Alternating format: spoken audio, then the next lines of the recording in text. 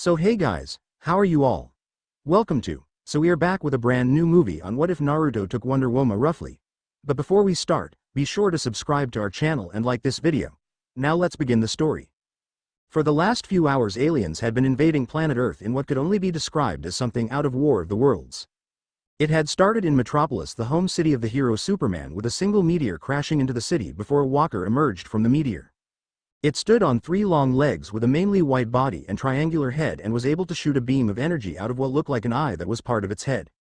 The Man of Steel found himself hard-pressed to take down even one of the alien walkers, so when two more came out of the meteor things seemed bleak. And though Superman had help from Batman, the world's greatest detective, in his Batjet they were still losing. In the end Superman flew off with Batman in tow in search for a way to turn the tide, leaving the army to fight the alien invasion, an invasion that was happening all across the world. In the mountains Superman broke into a government facility that forcibly contained John Johns, the Martian Manhunter, and the lone survivor of Mars when the parasite-like aliens invaded his home world, killed his people, and stole their shape-shifting powers. He, Superman, and Batman were just leaving the secret government base when they confronted by a general and his soldiers that turned out to be alien foot soldiers. They were tall pale white and black aliens with a single red dot on their heads, all of whom carried blasters that were aimed at the heroes. Reacting quickly, Superman acted as a distraction for Batman and John to get away in the Dark Knight's jet before flying after them. That was close, Batman said as he piloted his jet, sparing his passenger a quick glance. We're not safe yet, John refuted, looking out the side window. Look, he instructed. Just like the Martian said, triangular-shaped ships flew out of the surrounding mountains that possessed traits that clearly indicated that they belonged to the white aliens. With some great piloting skills, Batman was able to outmaneuver the alien ships and dodge the laser fire, as Superman knocked out as many ships out of the sky as he could. Eventually even the Batman couldn't avoid all the laser fire he was under and was hit, one of his jet's wings being blasted off. Hang on, Batman yelled, doing his best to land the out-of-control jet safely, but before too long though the entire Batjet was covered by a green energy that stopped their descent. What happened? Batman asked, looking around before spotting a dark-skinned man in a green and black outfit standing on a mountain edge above them. It was John Stewart, the Green Lantern. Help has arrived. John answered Batman's question as another figure appeared in the sky, this time a woman with wings on her back and a hawk mask on her head. The winged woman wielded a mace that sparked with electricity, which she proceeded to smash into two ships, destroying them instantly. Hawkgirl, Batman spoke, spotting the woman as well. What is she doing here? He wondered, looking back at his passenger in question.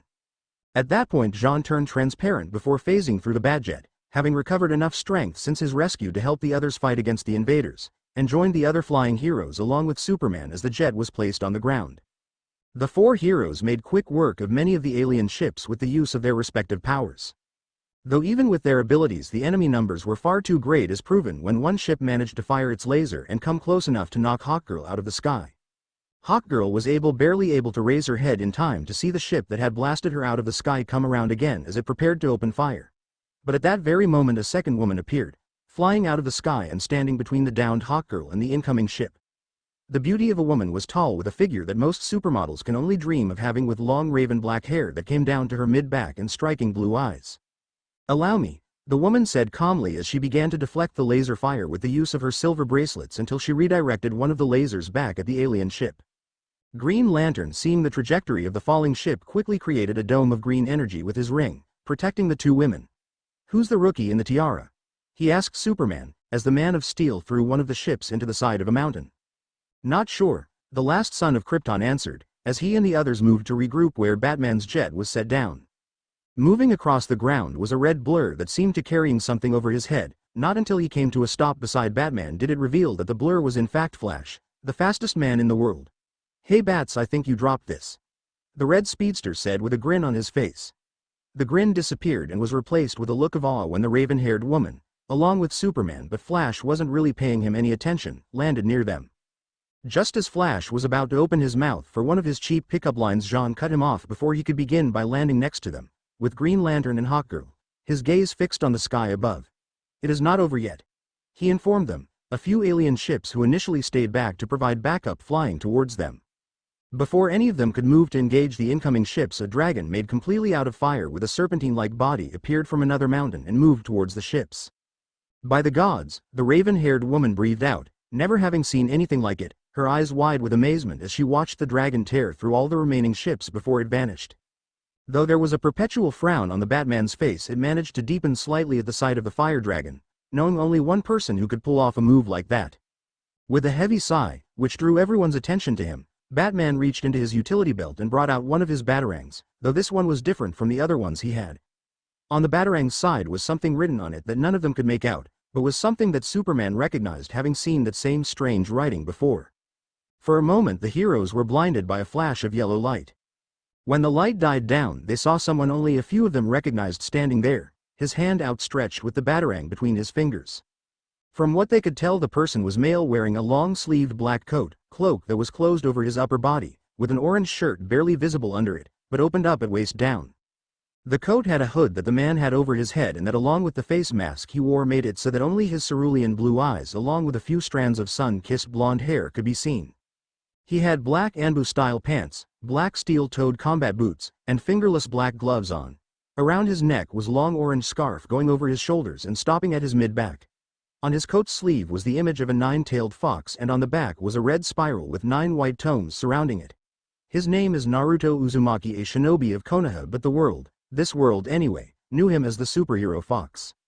Bats, Fox said cheerfully, you actually used this. He continued, handing the batarang with Hiroishin seal on it back to the Dark Knight. I'm touched, he finished, wiping away an imaginary tear. Be serious, Fox, Batman instructed. This is no time for games. Still no fun, I see, Fox murmured, giving the bat an eye smile, before looking around at the gathered heroes and instantly spotting Superman. Ah, Supes, you're here too. Superman smiled at the blonde man. Hey there, Fox, it's been a while. He greeted the Fox-themed superhero. Would someone mind telling me who this guy is? Green Lantern asked somewhat demandingly. Naruto turned to look at the dark-skinned man aloofly. Judging by the symbol on his chest, it was clear that he was a Green Lantern, having met Hal Jordan, another Green Lantern, before, and at the moment Naruto was wishing it was him that was there instead of this man. Judging by the way he was standing, it was obvious that the man was ex-military, possibly even Marine, and was therefore very strict and serious. Not necessarily the kind of person that the blonde shinobi got along with, as he unintentionally pissed them off because of how he acted. The name is Fox, Naruto replied, giving a man an eye smile as well after a moment. Just Fox. Not Foxman, the Fox, or Black Shadow Fox. Just Fox, remember it. The blonde hero proclaimed loudly, some traits from his childhood shining through. I heard of you, Flash said, appearing beside Fox in an instant. Along with Superman and Batman, you're considered one of the best heroes in the world, a real hot shot. Together you guys are like the big three, he said, recalling some of the things he had read and heard about the black-clothed hero alongside with the Man of Steel and the Dark Knight. Fox looked at the red speedster with a smirk on his face. Well, what everyone thought was a smirk anyway. And you're Flash, the fastest man in the world, he stated, a confident and challenging look appearing in his eyes, though honestly I think I might be faster.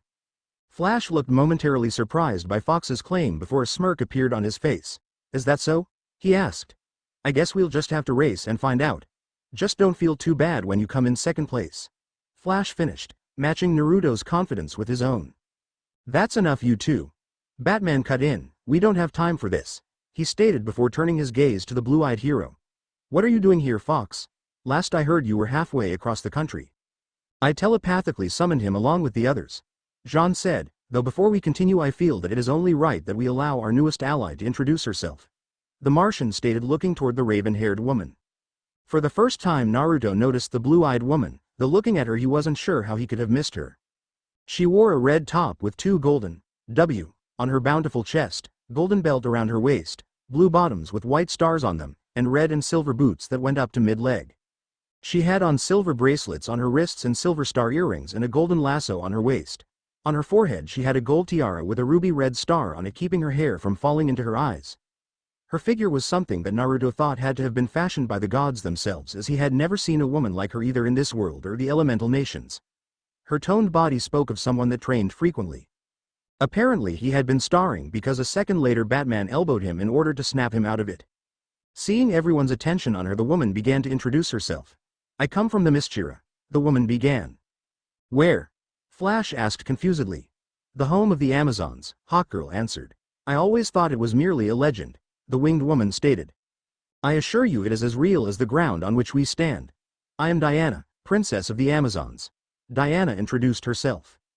That bit of information reminded Naruto of a similar black-haired woman back in the elemental nations who would also become the leader of warrior women. The Mistira is protected by the gods. Diana continued, but I could not idly stand by while the rest of the world was in danger, she told them. In danger from what exactly? Flash asked. I'm usually quick on the uptake, but right now I'm completely lost, so would someone mind catching me up and telling what the heck is going on? While Superman repaired the Badjet with the use of his heat vision, Jean proceeded to tell the gathered heroes his story. How his home planet was invaded by the aliens, their culture destroyed, and how a small team of Martian survivors led one last desperate attack on the invaders with the use of a nerve gas that paralyzed them. The end result, the attack was successful, but Jean was the only survivor. After it was all over, Jean sealed them away so that they remained in a state of suspended animation. For over 500 years I stood guard over them, Jean said as he looked out into the distance, but then while I was in hibernation cycle, astronauts from Earth unsealed the stronghold and accidentally revived the invaders. Wait, Flash cut in. Those astronauts never said anything about finding life on Mars, the speedster said. HMPH, Green Lantern huffed. Some pencil pusher in Washington probably decided it should be classified information, the man decided. I'm not so sure, Fox spoke up. The government is not good at keeping most things secret, he said. Even if it's just rumors and conspiracy theories, you can usually find some information leaked and on the internet. Something like life on Mars would definitely not have been kept secret, especially with how things are now, the dark-clothed hero stated. Either way, Jean continued, with all the Martians gone, the invaders had nothing left to feed upon, so they turned their sights to Earth. I narrowly escaped and came here to warn of the coming danger. The last Martian informed them. While I was being held against my will, the invaders sent advance agents to disable Earth's defenses. That's why they sabotaged the Deep Space Monitoring Network, Batman realized, so that we couldn't detect their activities. We've got to stop them before it's too late, Green Lantern stated, his eyes glowing green. It may already be too late, Jean said ominously. No, it's not too late. Fox refuted, shaking his head and drawing the Martians' attention to him. We are still willing to fight. He continued, gesturing to the others. I refuse to just give up and let these guys win. As long as I still draw breath, I will continue to fight for this planet and all those who live here. Naruto finished with conviction clearly evident in his voice. Jean stared at Naruto silently for a moment before speaking up. You have an optimistic way of looking at things, he stated surely. The sudden rumbling of thunder drew the heroes' attention as they suddenly saw black clouds rising from Metropolis' general direction, bolts of lightning flashing from the clouds and high into the sky, as Superman had to visibly restrain himself from flying off and protecting his home city. What was that? Diana asked, looking at the rising clouds. It's begun, Jean replied, having flashbacks of similar events happening back on Mars. What are they doing? Hawkgirl asked, looking toward Jean for answers. The invaders are nocturnal, Jean replied. They want to blot out the sun so that they can live in perpetual darkness. Well, I agree with Fox. Flash began moving towards Jean. I'm not about to give up without a fight. So let's whip up another batch of that nerve gas and deal with these guys, he said with a confident smile on his face. Unfortunately, it's not that simple, the last Martian said grimly, wiping the smile off of Flash's face. The gas can only be made from a rare Martian plant. He informed them. I brought a sample with me, but it was destroyed when I was captured. That might have been for the best, Batman stated evenly. We have no idea what kind of effect the plant could have on Earth, if it could survive in this atmosphere at all. Best case scenario, it does what it's supposed to and paralysis the invaders. Worst case, it slowly kills all life on Earth while making the invaders stronger, he said factually. We would have to run the plant through some intensive tests, and they are not the kind of thing that happens in a couple of hours. That's a dark way of looking at things, Bats, even for you, Flash said with a frown on his face. Someone has to. The Dark Knight said coolly, and no one could really contradict that. So what's plan B? Flash asked, moving the conversation along. We'll have to take out those factories, Diana decided, though one person in particular didn't appreciate her opinion. Lady, this is no job for amateurs, Jon Stewart said brusquely. It's not that he had anything against the Amazon princess, it is just that people's lives were at jeopardy and the raven-haired woman had no experience when it came to being a hero. The fact that he had to save her and Hawkgirl from the alien ship that she took down was proof of that. Diana glared at the dark-skinned man. We Amazons are warriors born, Diana stated. Want to test me? She asked Green Lantern challengingly, not about to let anyone talk down to her, as they glared at one another. Fox stepped in between Diana and Green Lantern before they could come to blows or things got worse. That's enough, Fox said sternly, placing his hands on their shoulders and forcing them apart from one another. We are all on the same side here," he stated, his gaze shifting between the two. "Now is not the time to fight amongst ourselves. After we've saved the world, if you two still want to kick the shit out of each other, I won't stop you. Until then you'll just have to get along." Naruto finished, restraining himself from blasting the two heroes with Ki. While neither Green Lantern nor Diana looked all that pleased, they relented to put their differences aside for the moment. "Alright," Naruto continued, "I agree with Diana that we have to take out those factories. If we let the invaders take too much of a foothold, they will only be that much harder to defeat later on." The shinobi reasoned, drawing a pleased look from Diana and a disgruntled look from Green Lantern. "We also need to gather information on the enemy, most importantly if they have any weaknesses. The best way to do that is to split up into teams and attack multiple factories." Fox concluded, looking to the others and seeing that they agreed with his plan. Flash was quickest to react, naturally, to Naruto's plan as he sped to Diana's side. "Dibs on the Amazon," he said, a smile on his face and an arm over the princess's shoulder, as a dumbfounded look appeared on her face. Unfortunately and fortunately for Flash, he would be getting his wish. In Egypt, Batman, Fox, and Diana were hiding by some destroyed ruins near the Sphinx where another alien factory was located. At the moment they were waiting for Jean to return from scouting the area for a way into the factory, and Diana was quickly losing her patience. Already the factory managed to block out a majority of the sky, leaving only a few patches to still be visible. "Hiding like cowards is not the Amazon way," Diana stated frustratingly as an alien walker passed them by. "But you're not just an Amazon anymore, Diana," Fox said, trying to placate the Amazon princess. "You're a hero as well, and that means doing things differently from what you were used to, and trust me, I know how difficult that is," he finished. Besides, Batman continued peering around the corner at where the factory was located. "Our objective is to also find any possible weaknesses that they possess," the Dark Knight reminded her. "When we find it, we'll strike," he assured her. At that moment Jean phased up from the ground. "I have scouted the outer walls," the last Martian reported. "There are no openings." "Then we'll make our own," Diana determined, finally getting tired of waiting, before flying off. Jean moved to stop the Amazon princess, only to be held back by Batman. "Wait," he said. "Let's see what she can do." Diana flew at one of the alien walkers, gracefully dodging around the laser blasts shot at her as she drew her golden lasso. Managing to get her lasso around one of the walker's legs, Diana quickly flew around it before landing on one of its 3 legs. There were 2 other walkers that had noticed what the princess was doing and tried to stop her, but even with one hand Diana managed to deflect the laser fire back at them and destroy them. Focusing her attention back on the walker that she was standing on, the Amazon started to pull. "Hera, give me strength," Diana prayed. For a few seconds Diana's strength went up against the walker's before Diana proved to be the stronger of the two. The walker's legs drew closed as it lost its balance.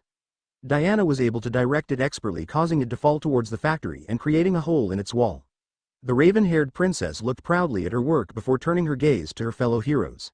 "There's your entrance," she told them confidently before flying in. "Not bad," Batman decided before glancing towards Fox. "What do you think?" Naruto hummed thoughtfully before replying. "Well, she is headstrong, impatient, brave, and strong," Fox said, keeping the fact that he thought that she was breathtakingly gorgeous to just himself. "Honestly, she reminds me of myself when I first started out, only she has the skills and training to back up whatever she does." He continued, a grin spreading under his mask. "She only needs a more experience before she becomes something great, a real wonder of a woman." Naruto finished before he, Batman, and Jean went after Diana. Once inside they found the Amazon princess defending herself against some aliens' weapon fire.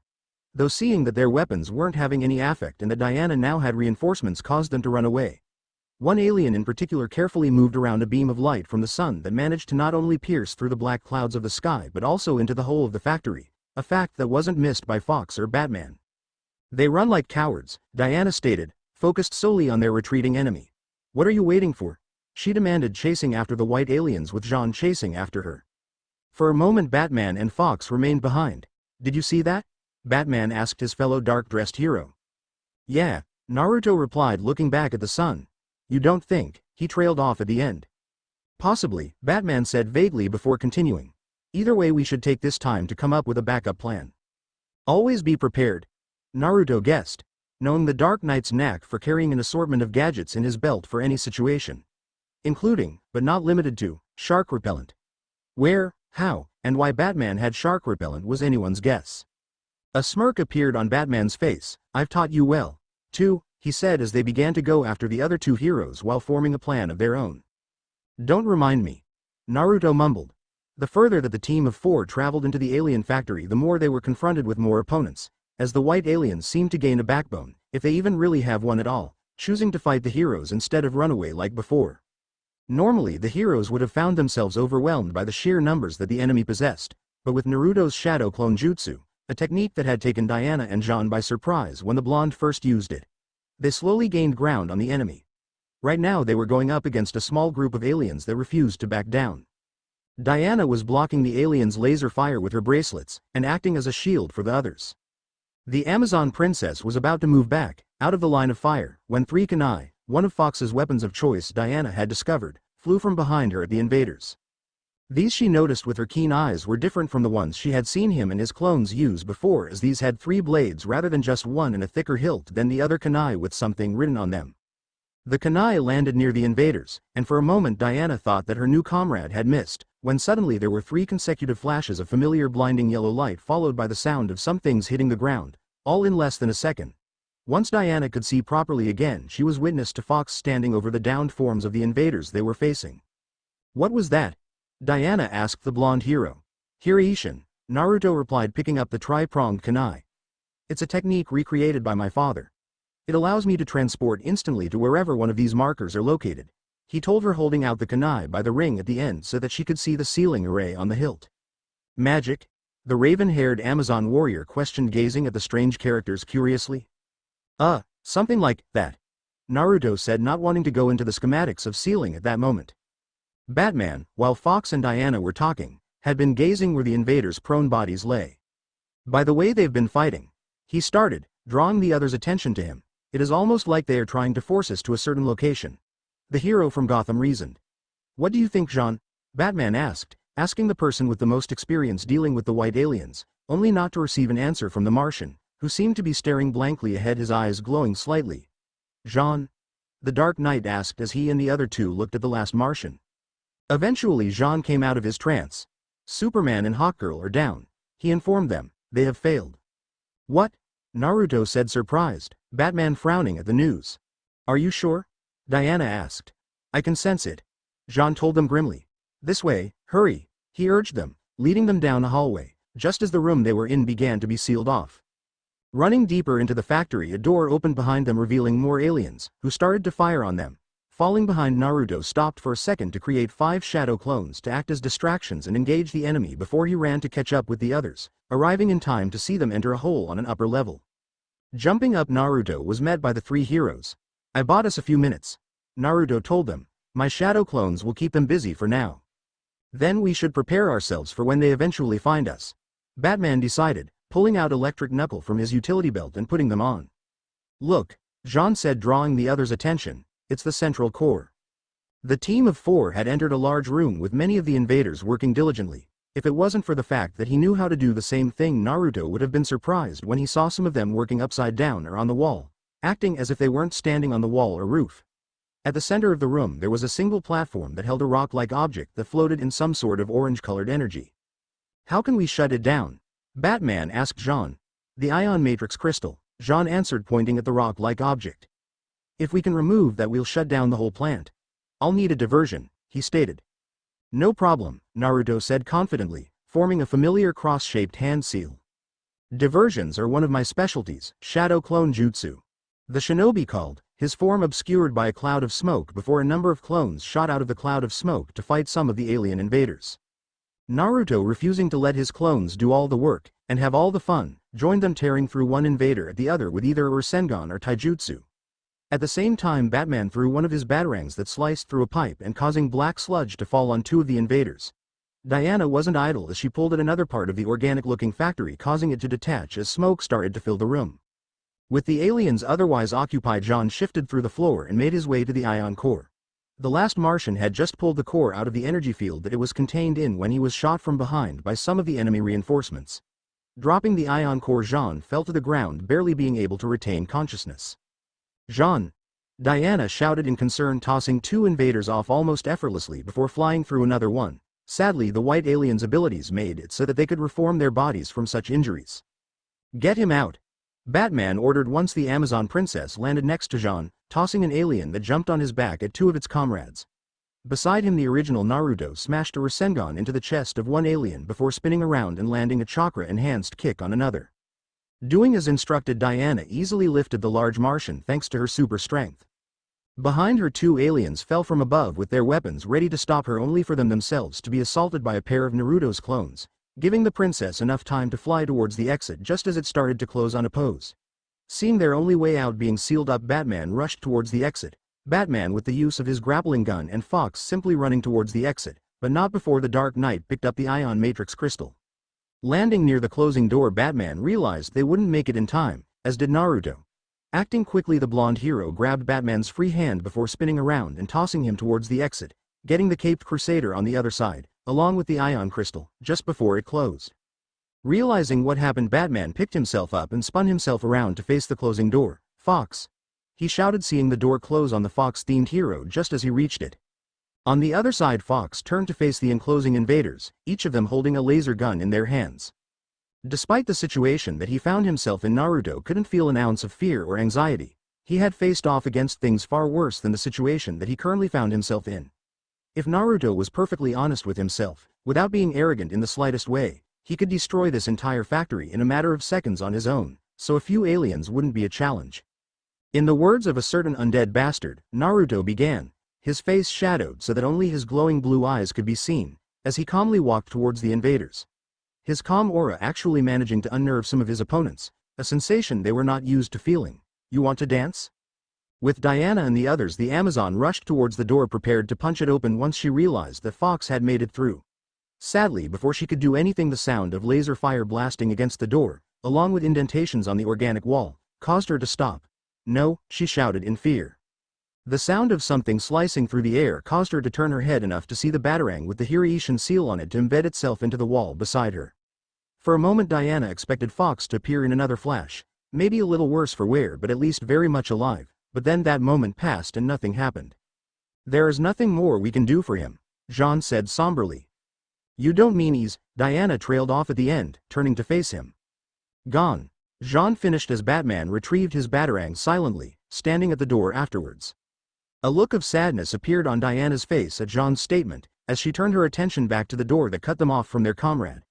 "Hera, help us," the Amazon prayed. A few hours later, Batman, Diana, and Jean were standing on top of one of Metropolis' many skyscrapers, looking down at the destroyed city and its rioting people. Some were robbing stores while others attacked their fellow man. "Perhaps Mother was right about mankind," Diana said, staring at the people in disappointment.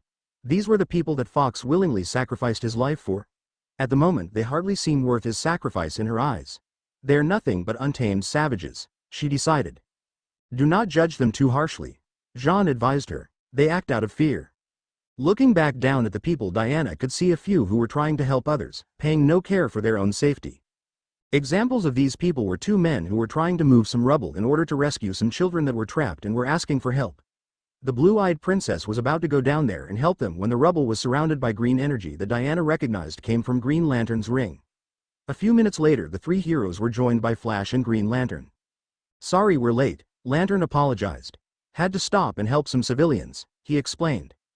"That's fine," Batman dismissed. "It's good you two are here. We have a situation," he stated. "Well, what did you call us back for?" Flash asked. Flash and Green Lantern had been placed on the same team and been sent to the Amazons, so that Flash got his wish, just not the way he expected. Either way, things hadn't been going well for them either. "Superman and Hawkgirl have been captured," Diana answered. "They're trapped somewhere inside there," she finished, pointing at the alien factory a little off in the distance, the smoke coming out of the plant and the lighting flashing around it making an ominous image. "Whoa," Flash said. "And where's Fox?" Green Lantern asked, having noticed the blonde's absence. For a few seconds those who had been teamed with Fox remained silent. "He acted heroically, till the very end," Jean eventually said. "What?" Flash said disbelievingly. "Fox is gone." He could hardly believe it. The blue-eyed hero seemed so strong and confident of himself that it seemed impossible that he could really be dead. "We never even got the chance to see who was fastest," Flash said sadly.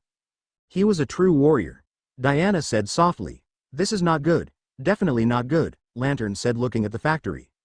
"No kidding," Flash muttered. "Superman captured and Fox dead. Things aren't looking good for us." "That's enough," Batman said evenly. "What happened to Fox is tragic, but we can't stop right now to mourn his death. We still have a job to do. Until then we'll just have to move on. Diana glared at the caped crusader a bit for his remark. Fox was your comrade, wasn't he? The princess asked him. How can you just ignore his death so casually? He died saving you. Because, Batman replied, not visibly affected by the glare Diana was sending him. I knew Fox and I know that the last thing he would want us to do is mourn his death when there are people that need to be protected. The two glared at each other for a while longer before Diana backed down, knowing there were other matters to attend to. Now let's move out. The heroes moved closer to the factory that had first fallen in Metropolis, the area around it completely cleared out by the alien walkers. I can't believe we are doing this again. Flash whispered from where they were hiding. If Superman and Hawkgirl are in there, someone has to rescue them. Green Lantern told him before turning to look at Jean. You are sure that they are still in there, aren't you? He asked unsurely. Yes, Jean replied after a few seconds. Your friends are alive, but we must act quickly. The Imperium is coming. The who? Flash asked confused. The supreme intelligence that commands these invaders, Jean informed them. We have met before. Right, we're going in. Lantern decided. Flash create a diversion. Diana watch him back. You want to rely on an amateur? She asked him with a smirk on her face, as a frown appeared on Green Lantern's. While Flash drew the walker's attention, eventually causing it to step on a landmine and blow off one of its legs, the others made their way to the hole that Superman and Hawkgirl originally made, Jean taking Batman's arm and flying him up. Once inside, Jean began to lead them towards where he sensed Superman and Hawkgirl were being held, Flash joining them soon enough. On their way to where Superman and Hawkgirl were being held, the team of heroes ran into a couple of guards, though Jean easily dealt with them with a combination of his transformation and phasing powers. When they finally reached where Jean sensed where Superman and Hawkgirl were being held, Green Lantern used his ring to make an opening in the wall that stood in their way. Once Lantern finished cutting through the wall, it revealed an unconscious Superman and Hawkgirl being held upside down. Quickly the heroes made their way towards their downed comrades. Hanging back, Batman looked around. Something doesn't seem right. He muttered suspiciously. There were no guards in the room and they had failed to meet anyone on their way there besides the first two guards. Jean looked at Batman, having heard what he said, before his solid orange eyes widened in realization. Wait, he shouted to the others, but it was already too late as the room once more sealed itself and gas started to fill the room. In a matter of seconds the heroes were rendered unconscious, but not without the Superman and Hawkgirl in the room first revealing themselves to be invaders that had shape-shifted their appearance. When the heroes finally regained consciousness, they found themselves in a large room, their hands and feet encased in an organic material that they couldn't break through. Jean, wake up. Superman urged the last Martian, as he and the others finally became aware of their surroundings. You shouldn't have risked your lives for us, the Man of Steel stated. Like you wouldn't have done the same thing, Batman accused the last son of Krypton with a smirk on his face, from where he was being held a little above and to the left of Superman. Superman looked at Batman strangely.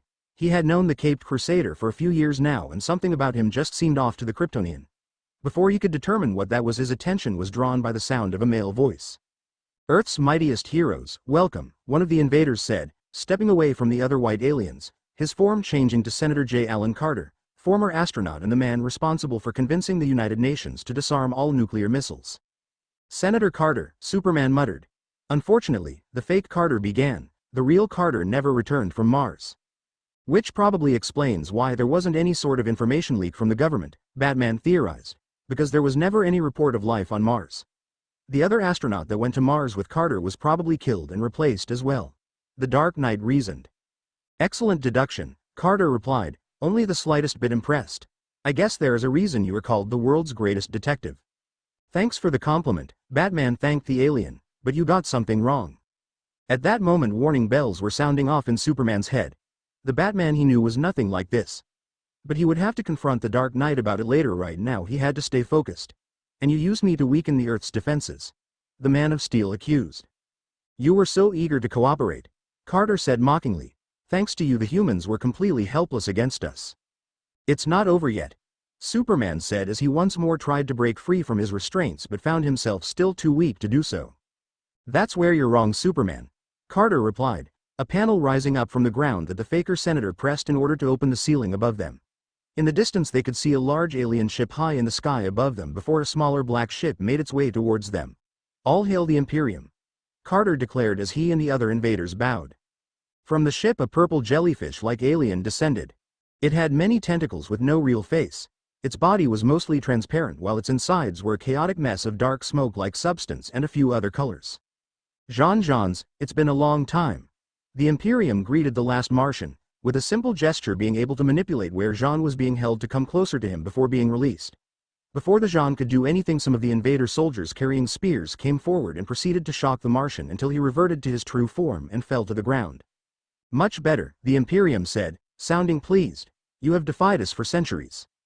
And I will not bow before you or any of your kind, Jean said, speaking telepathically with the purple alien, as he stood defiantly before the other alien.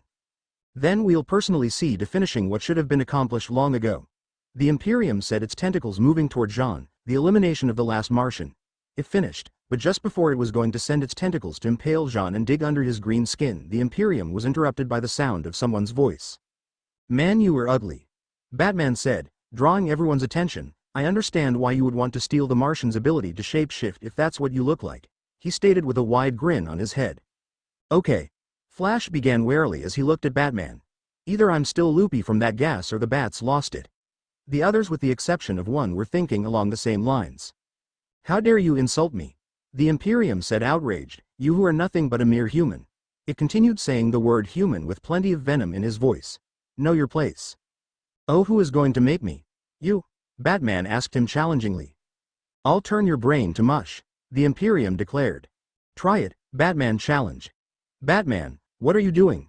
Superman shouted, coming out of his stupor at how the Dark Knight was acting. Relax, Supes. Batman replied calmly as Superman's eyes widened in realization. The Imperium made a gesture with his tentacles, and like with Jean, Batman was moved closer to the alien, its tentacles drawing closer to Batman's face.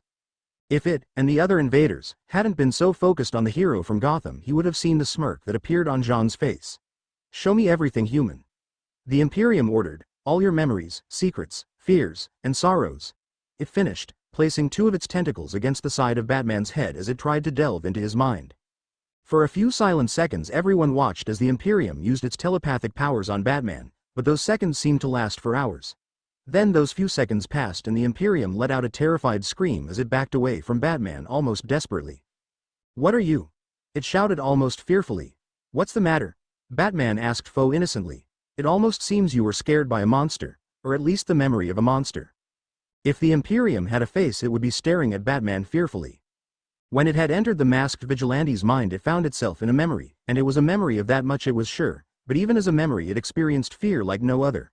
It saw a swear, and from a gate of opened iron doors appeared blood-red slitted eyes and razor-sharp fangs that were bigger than the alien was. Even though it was a mere memory, the Imperium was assaulted with an impending sense of death like none it had ever experienced before. With all the other aliens scrambling to their master's side, Jean was able to recover and pick himself up off the floor, changing into his superhero form as he did. Grabbing one of the Imperium's tentacles, Jean spun around, threw the other telepathic alien into some of its followers. With everyone distracted, Batman shouted, "Hey, now!" before an explosion happened above them. Looking up, everyone saw a second Batman standing over where the Ion Matrix core was being held. Batman? Flash said, confused. It can't be. Diana said, looking from the Batman that stood over the Ion Matrix to the one that was being held with them, only for him to be obscured by smoke. When the smoke cleared, it revealed Fox. But how? The Amazonian princess wondered, dumbfounded by the fact that the hero that she believed died was alive and well. Acting quickly, Batman placed a machine on the Matrix core, changing it from red to blue, and soon everything it was connected to was turning blue as well. What have you done? Carter demanded. Reversed the ion charge, Batman replied calmly, pulling out a grappling gun. The crystal, destroy it, the Imperium ordered before the white aliens opened fire on the crystal, only to see it protected. Everything is going according to plan, I see, Naruto muttered before he started to summon his chakra. Chakra flared to life around him, starting off small and growing in size, resembling a column of translucent blue flames. Am I the only one having a DBZ flashback? Flash asked with a smile on his face. Quick, someone find a scouter, see if he's over 9,000 yet. Outside, a beam of light shot out of the factory into the clouds above before they slowly started to disperse, revealing the blue sky above and allowing sunlight to enter the room where everyone was being held. Seeing the sunlight entering the room, the white aliens scrambled to hide under the shadow of the ship that the Imperium had arrived in. Breaking free, Naruto went to help the others, as did Batman, starting with Diana. How? The princess asked, as Naruto pulled out a kunai and started to free her while adding fire chakra to the small knife. I thought, she trailed off. It was a plan that Batman and I came up with, Naruto explained. I was to take his place while he studied the Ion Matrix core and prepared a counterattack against the aliens. He told her, managing to free one of her arms in the meantime. If things turned bad, I would be able to catch the invaders by surprise and use that to our advantage to get everyone out. But when did you come up with it? Diana questioned him. While you were rushing ahead of us, it was easy to tell Jean of the plan through telepathy once we were separated. Fox replied, a smirk appearing under his mask. I told you before that now that you were a hero you'd have to think differently. But there will be times when it is better to act instead of sit back and wait. I was a shinobi before I was a hero. Deceit and deception was part of my life. I still use that at times as a hero. While Naruto and Diana were talking, Superman felt his strength returning to him now that he was under the sun's ultraviolet rays. With his power returning, Superman used his heat vision to free himself. Batman in the meantime had pulled out a mini laser and began to free Flash. Ultraviolet rays, coming from the depths of space. The invaders have no resistance to our sun's radiation. The Dark Knight informed everyone. Destroy them. The Imperium ordered before his soldiers opened fire on the heroes. With one arm freed, Diana brought one of her arms around Naruto's back, unintentionally bringing the masked shinobi closer to her bountiful chest and making his cheeks redden, to block some of the laser fire that was aimed at him. Once freed, Superman lifted some of the structure at Carter and the other aliens had been previously standing on to act as a shield from their weapons. Turning around, Superman used his heat vision to free the still trapped heroes. Jean once more grabbed the Imperium's tentacles, pulling it out from the shadows. You live underground and shun the light.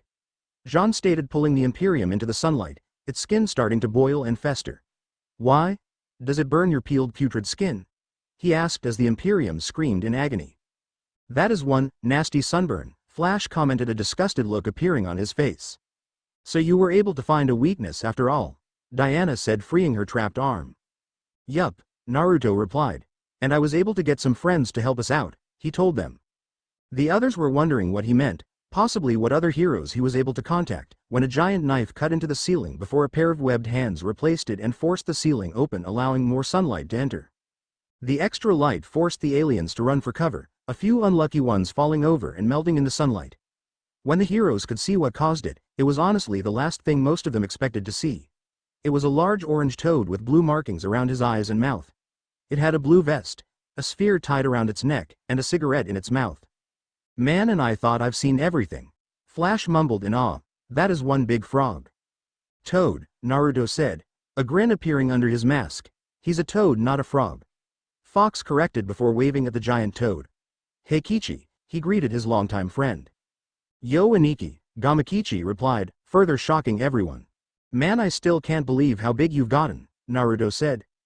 Well, that's what happens when you don't see someone for a few years, Kichi retorted before looking over his shoulder. Why did you summon us? These guys aren't that strong. The toad summon pointed out. Pops isn't going to like that you summoned us just for these guys. Behind him, Gamakichi could see his father, Gamabunta, along with Gamaken and Gamahiro lazing about while alien walkers were laid at their feet. Kichi could see his father's eye twitching in annoyance, as he left his knife stabbed into the front of one of the alien walkers. Naruto rubbed the back of his head awkwardly at the news. He was going to have to apologize to the Chief Toad with lots of barrels of sake. With everyone freed, the heroes quickly went on the offensive, each one using their specific abilities to take down as many aliens as possible. Gamakichi even helped a bit by creating a few more holes in the ceiling. Naruto was tearing through the invaders effortlessly. They had no training and relied heavily on both their superior numbers and their laser guns. With Naruto's superior speed and chakra-enhanced kunai, he cut down one invader after the other using Rasengan to take down multiple opponents. After taking down a small group of invaders, Naruto noticed that Jean was shocked by the Imperium, the squid-like alien sending electricity through its tentacles, before falling to the ground as the Imperium made its escape. The blonde hero was somewhat happy to see the fake Carter being knocked away before turning to a puddle of white goo as it tried to escape with the Imperium. Naruto wasn't the only one to see the Imperium trying to make its escape as Diana hooked the back of the ship that it was escaping it with her lasso, slowing it down from taking off with her incredible strength. Sadly, a laser back from the back of the ship forced Diana to release her hold in order to block the laser. Seeing that Diana was forced to let go, Hawkgirl flew up to the ship and began to smash her mace into it, the force it exerted and the electricity the mace released being enough to slow it down until Diana could grab her lasso and stop it completely.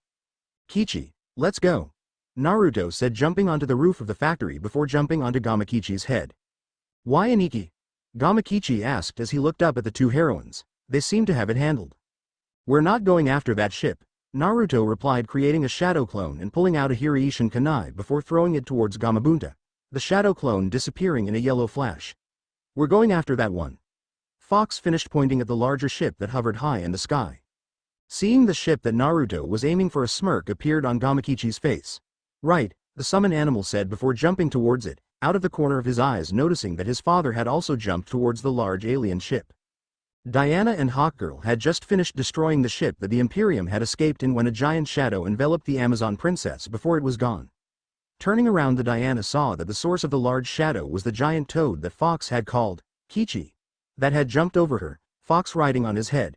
In the distance she could see another giant toad also take to the sky, this one's appearance similar to the one that Naruto was riding on, only that its skin was a rusty red. Once they reached the large alien ship, Naruto started to go through some hand signs. "Kichi, give me some oil," Naruto called. Across from them on the other side of the ship, the shinobi could see Gamabunta, his clone standing of in head, the toad's cheeks puffing out. "You got it, Aniki." Gamakichi replied, his own cheeks filling with oil before releasing it in a torrent at the same time that Gamabunta did. Performing the last hand seal, Naruto called out the name of the jutsu, Fire Style, Toad Flame Bomb, before releasing a stream of fire from his mouth that combined with Gamakichi's oil, their actions mirrored by Gamabunta and Naruto's clone, till the flames raged all over the ship. In a matter of seconds the ship was consumed by twin torrents of fire before it finally exploded. Within the destroyed alien factory, rubble was falling everywhere, Flash having to save Batman when the ship that the Imperium had arrived in fell through the roof. Seeing that the place was falling apart, Flash suggested that it was time for them to leave. "Not without them," Superman replied, flying over toward where some people were being held in some type of pods, all of them unconscious.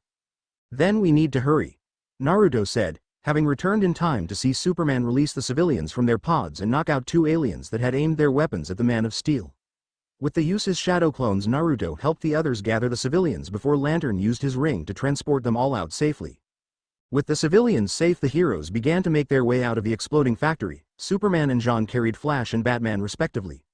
Naruto was jumping up toward the ceiling when he felt his hand be grabbed by someone. Looking to his side revealed that the person to be Diana. "I've got you," she told him with a smile before she proceeded to fly him out. Landing outside, Naruto and the others enjoyed the sight of the alien factory blowing up before a tremor threatened to knock them all over. The source of the tremor was the giant toad that landed next to the heroes. "Gaki," Gamabunta said, obviously annoyed. "Oh, hey boss." Naruto greeted the chief toad nervously.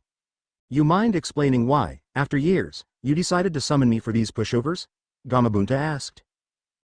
Naruto muttered, unsure how to answer.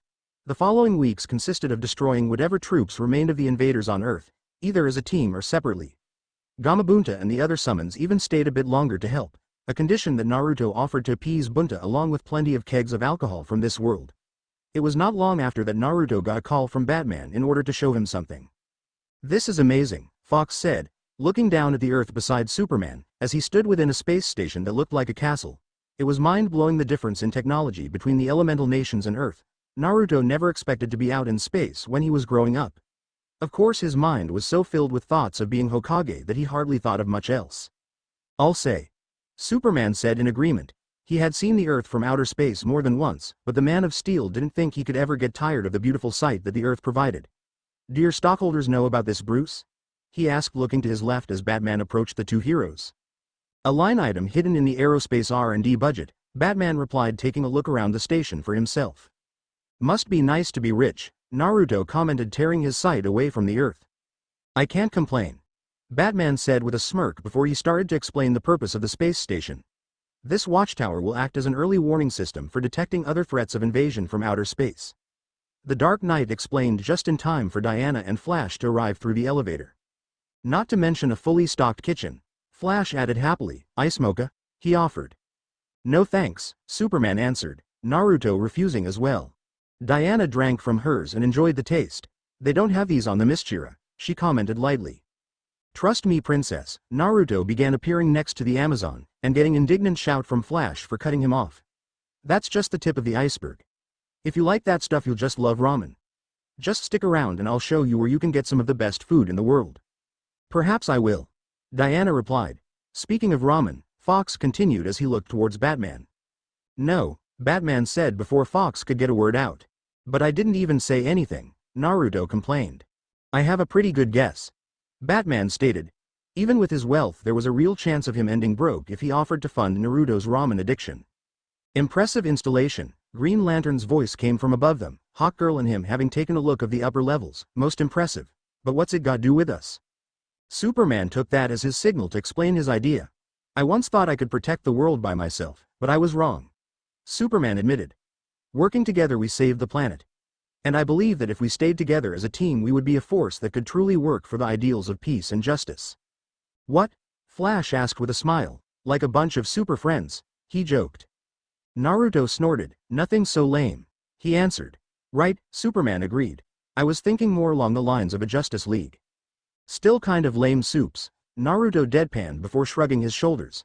But it's not like I have anything better to do. He continued taking off his hood to reveal his sun-kissed spiky blonde hair, something that drew Diana's attention for a bit, but leaving his face mask on, to the others. I'm in. Fox finished sticking his hand out and Superman placing his own over it. Flash was the first one to step forward. With all of us behind it, it just might work, count me in. Flash said, putting his hand forward, Green Lantern and Hawkgirl. My mother might not approve. Diana began hesitantly. But I find man's world to be intriguing. I'll gladly join, she finished as she joined the others. Well, Bats? Naruto asked, looking at the only hero present that hadn't said anything. I'm not really a people person. Batman said evenly. But when you need help, and you will, call me, he told them. Understood, Superman said, knowing his friend well enough. Then we are all agreed. Wait, John's not here, Diana said suddenly, not seeing the green Martian. Naruto was the first one to spot the Martian high above them. With the tiniest bit of chakra, Naruto jumped all the way up to the platform, leaving the others in stunned. Can he fly? Flash asked Superman, breaking the silence. No, Superman replied. Just jump very high up. Like entire skyscrapers in a single bound, Flash joked. Naruto landed behind Jean, who was looking off into space. What's wrong, Jean? Naruto asked concernedly. My family and loved ones are long gone, Jean replied solemnly. I am the last of my kind, Mars is dead, and I am alone in the universe. I am sorry for your loss, Jean, Naruto said truthfully, a sad look appearing in his eyes. I can't even pretend to know what you are going through. The shinobi continued, but I know that you are not alone. Superman understands what you are feeling, being one of the last of his people. I am cut off from my world, unable to return and see the people who I consider my friends and family. But Earth has become Superman's and my home. It could be yours too, Jean, and while we aren't related by blood, that doesn't mean this team can't be family. Naruto finished confidently. Jean stared at Naruto for a moment before a smile appeared on his face and nodded his head before they went down and joined the others. Naruto stood on the edge of a skyscraper in his fox costume, looking down at a random city before leaning forward and letting himself fall over the edge. For a moment Naruto let himself enjoy the sensation of falling as wind swept through his sun-kissed blonde hair, before he flipped himself around and disappeared in a yellow flash. The people in the city not being given enough time to even register that it looked like someone was falling to their death. When Naruto reappeared in another yellow flash, he landed in a crouch, his hood once more covering his wild blonde hair, and then he shot off across a rooftop, the scenery around him completely different from what it was a few seconds ago. Unlike most heroes who based themselves in one city, and occasionally ventured out to others if it proved necessary, with his father's Hiraishin, Naruto could warp to any city that he had tagged with the Hiraishin seal, allowing travel across the country in a matter of seconds. As such, Naruto wasn't based in a single city and instead went where he thought he could help. At the moment things seemed to be pretty quiet, at least nothing that needed him to get involved with, so Naruto was taking this time to relax a little. It had been about a month since the parasite-like aliens invaded and the Justice League was formed, and things had started to return to normal. Or whatever classified as normal in a world filled with superheroes and villains. Currently the League members were either out on assignment, Superman, in their chosen cities, Batman, or monitoring things from Watchtower, Jean, Hawkgirl, and Flash. Diana, or as the media had started to call her, Wonder Woman, was out exploring the world and getting accustomed to it. Fox. Well, that didn't last long, Naruto thought, using 2 fingers to activate the earpiece in his left ear that acted as his communicator for the Justice League. Fox here. What's the situation, John? The Fox-themed hero asked, looking up to the sky as if he could see his green-skinned comrade. We have 3 unknowns from space currently making their way to where we have determined to be the city of Detroit. The Martian informed. Hawkgirl, Flash, and I are currently en route to intercept them. Detroit? Naruto repeated. Isn't that Green Lantern's home city? Do you think it has something to do with him? He asked. Because Green Lantern didn't hide his identity like most heroes did, it was made common knowledge among the League where the dark-skinned man was from. It is uncertain, Jean replied.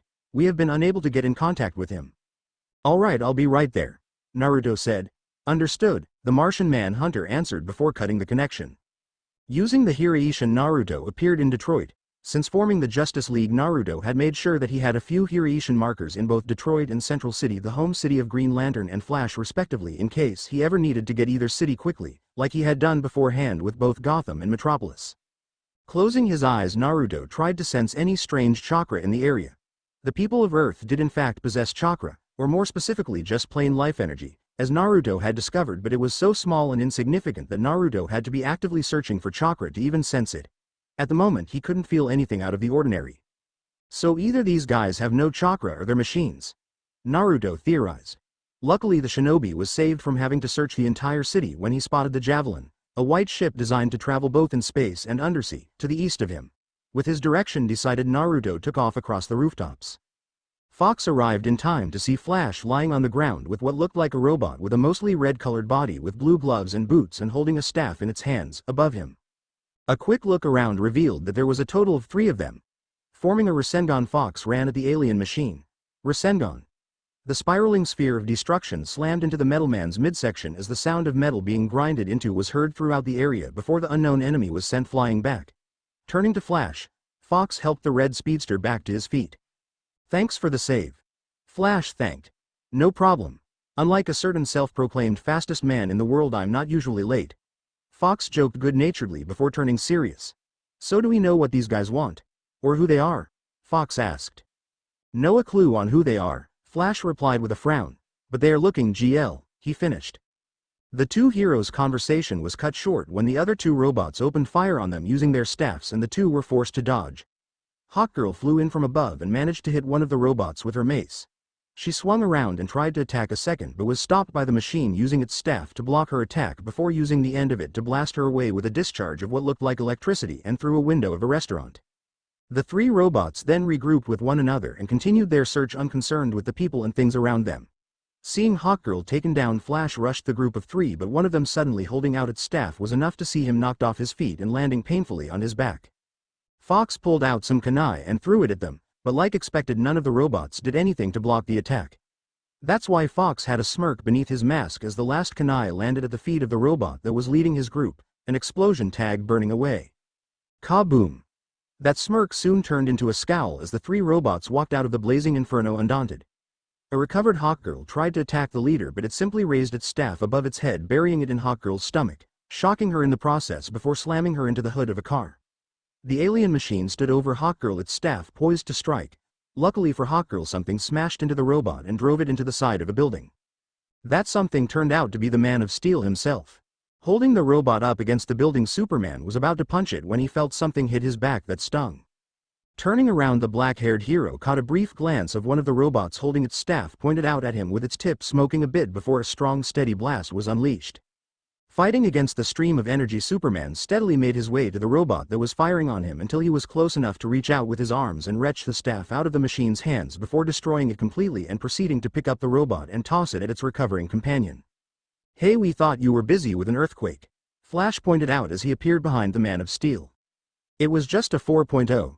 Superman answered before looking over at the 2 downed robots. You mind telling me what's going on here? Flash opened his mouth to answer, but a flash from behind them stopped him from saying anything. When they didn't feel any pain whatsoever, the 2 heroes turned around to see Fox standing between them and the 3rd robot with a Hiraishin kunai held between his hands as he blocked a shot from the alien robot. You guys should really be more careful, Fox warned them as Jean flew down from the sky and smashed the robot into the car that it had been standing on before he jumped off and the car exploded. The Martian was walking away from the wreckage, not seeing the robot emerge from under the destroyed car, easily lifting it over its head and throwing it at Jean. Jean! Flash shouted, dashing off and moving Jean out of the way of the car. In contrast, Superman didn't hesitate to move into the path of the destroyed car and stop it with minimal effort. Unfortunately, it was at that moment the car exploded in a fiery inferno. The 2 opposing groups squared off, each getting ready to attack the other. A Rasengan in the palm of Fox's hand, Superman ready to use his heat vision, and the alien robots getting ready to fire their laser staves. Just as Superman and the robots opened fire, a wall made of green energy appeared between the 2 groups. Stop. A voice ordered seriously. From a cloud of smoke, Green Lantern appeared, revealing himself to be the source of the wall. Landing on the ground between the two groups, Green Lantern had a grim look on his face. Better late than never, Flash said with a smirk on his face. While the others seemed slightly more relieved to see Lantern, Fox could tell that something was wrong, and he was only sure of his theory when Green Lantern walked up to the group of 3 robots and they looked at him expectantly. "You are the Green Lantern known as John Stewart." The leader, who Naruto noticed with a fair bit of satisfaction, was the robot that he had slammed his Rasengan into. If the slight spiral marking was any indication, asked monotonously. "I am." Green Lantern answered simply. "Your ring?" The robot asked, holding out its hand. With a pained look on his face, Lantern took off his ring and handed it over. "What are you doing?" Flash demanded, not believing what he was seeing. "Stay out of this." Green Lantern snapped, looking at the gathered heroes from over his shoulder before turning back to face the robots. "You will come with us," the lead robot said as his companion put large metal cuffs on John before they all disappeared in a beam of light that came from the sky, leaving behind a group of stunned lead members. "Watchtower.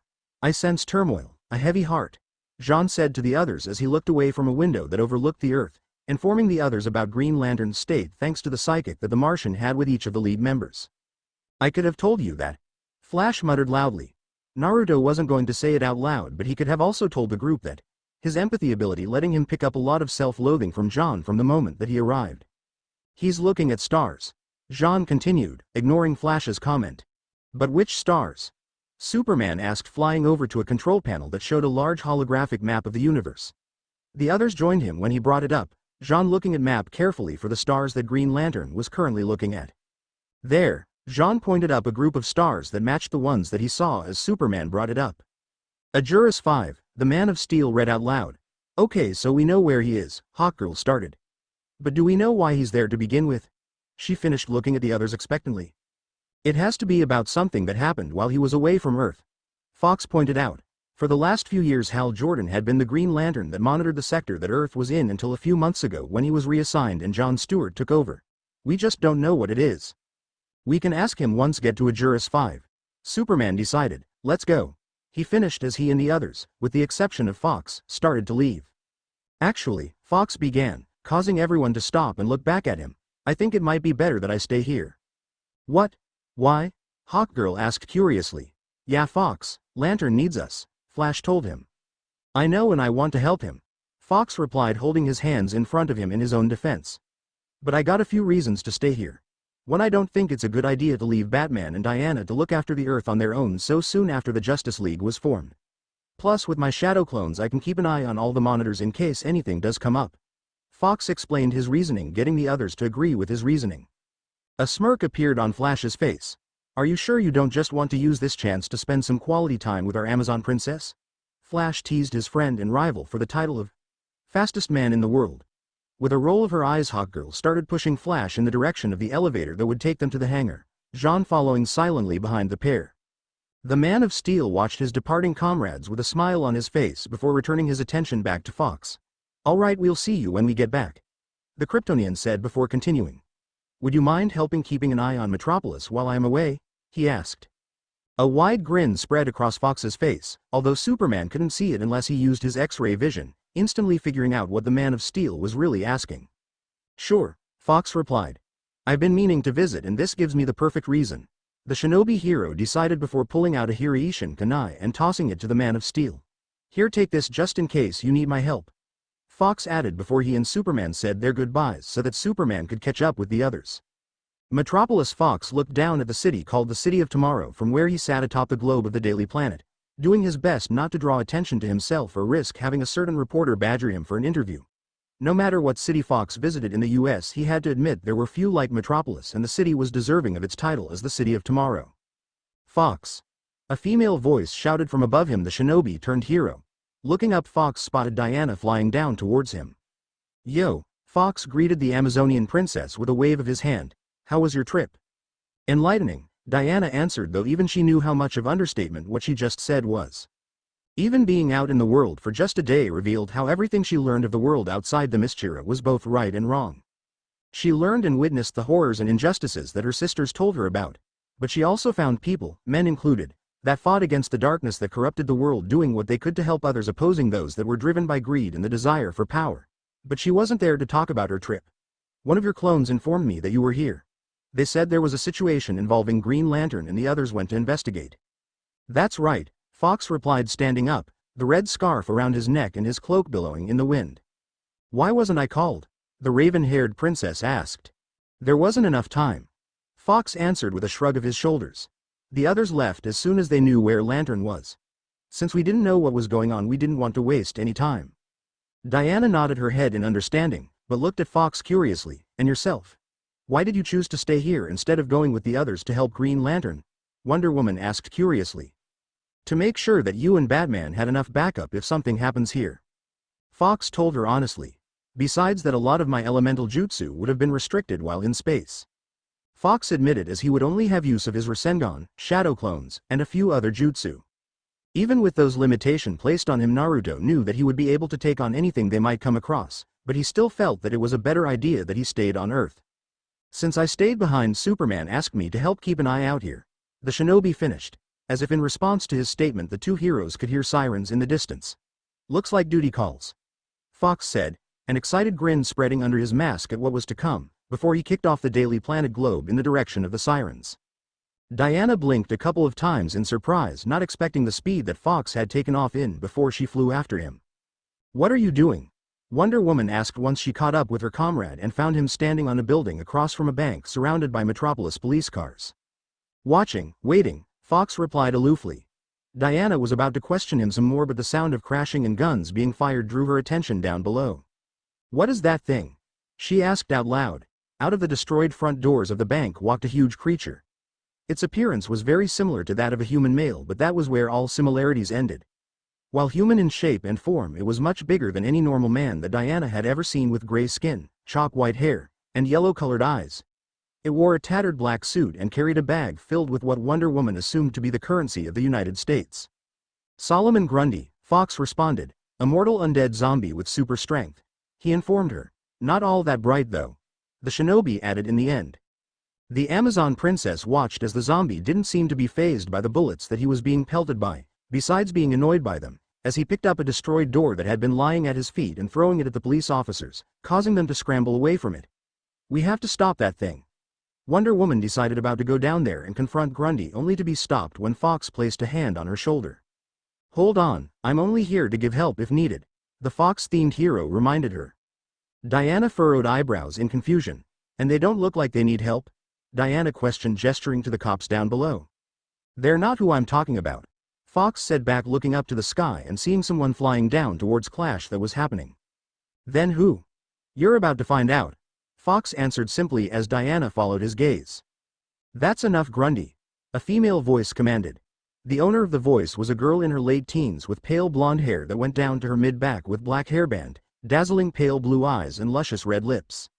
Over her decently sized chest she wore a white shirt that left her slim midriff exposed, a small blue skirt, a red cape, which was nowhere near as long as Superman's or Batman's, as hers stopped at about her waist. On her feet she had on a pair of red boots and simple white gloves over her hands. Over her chest Diana spotted a familiar red shield and S. that the Amazon princess had only spotted on one other person. Give up and turn yourself in, she finished while glaring down at Grundy. Is she related to Superman? Diana questioned her companion, sparing a glance but keeping most of her attention focused on the situation down below. Fox nodded his head as he stared down at the blonde with a fond smile on his face. Supergirl, she's his cousin, he replied quietly, a weak attempt at keeping his presence a secret from the Girl of Steel. Grundy lets out a grunt as he dropped the bag full of money and rushed to pick up the nearest squad car, the police officers running away when they noticed the zombie coming closer, before he threw it at the flying blonde girl. Yeah, I didn't think you would, Supergirl admitted. With practiced ease the female Kryptonian caught the squad car and proceeded to lower it back to the ground. After safely setting the squad car back on the ground, the Kryptonian flew at the zombie and met a charging Grundy halfway.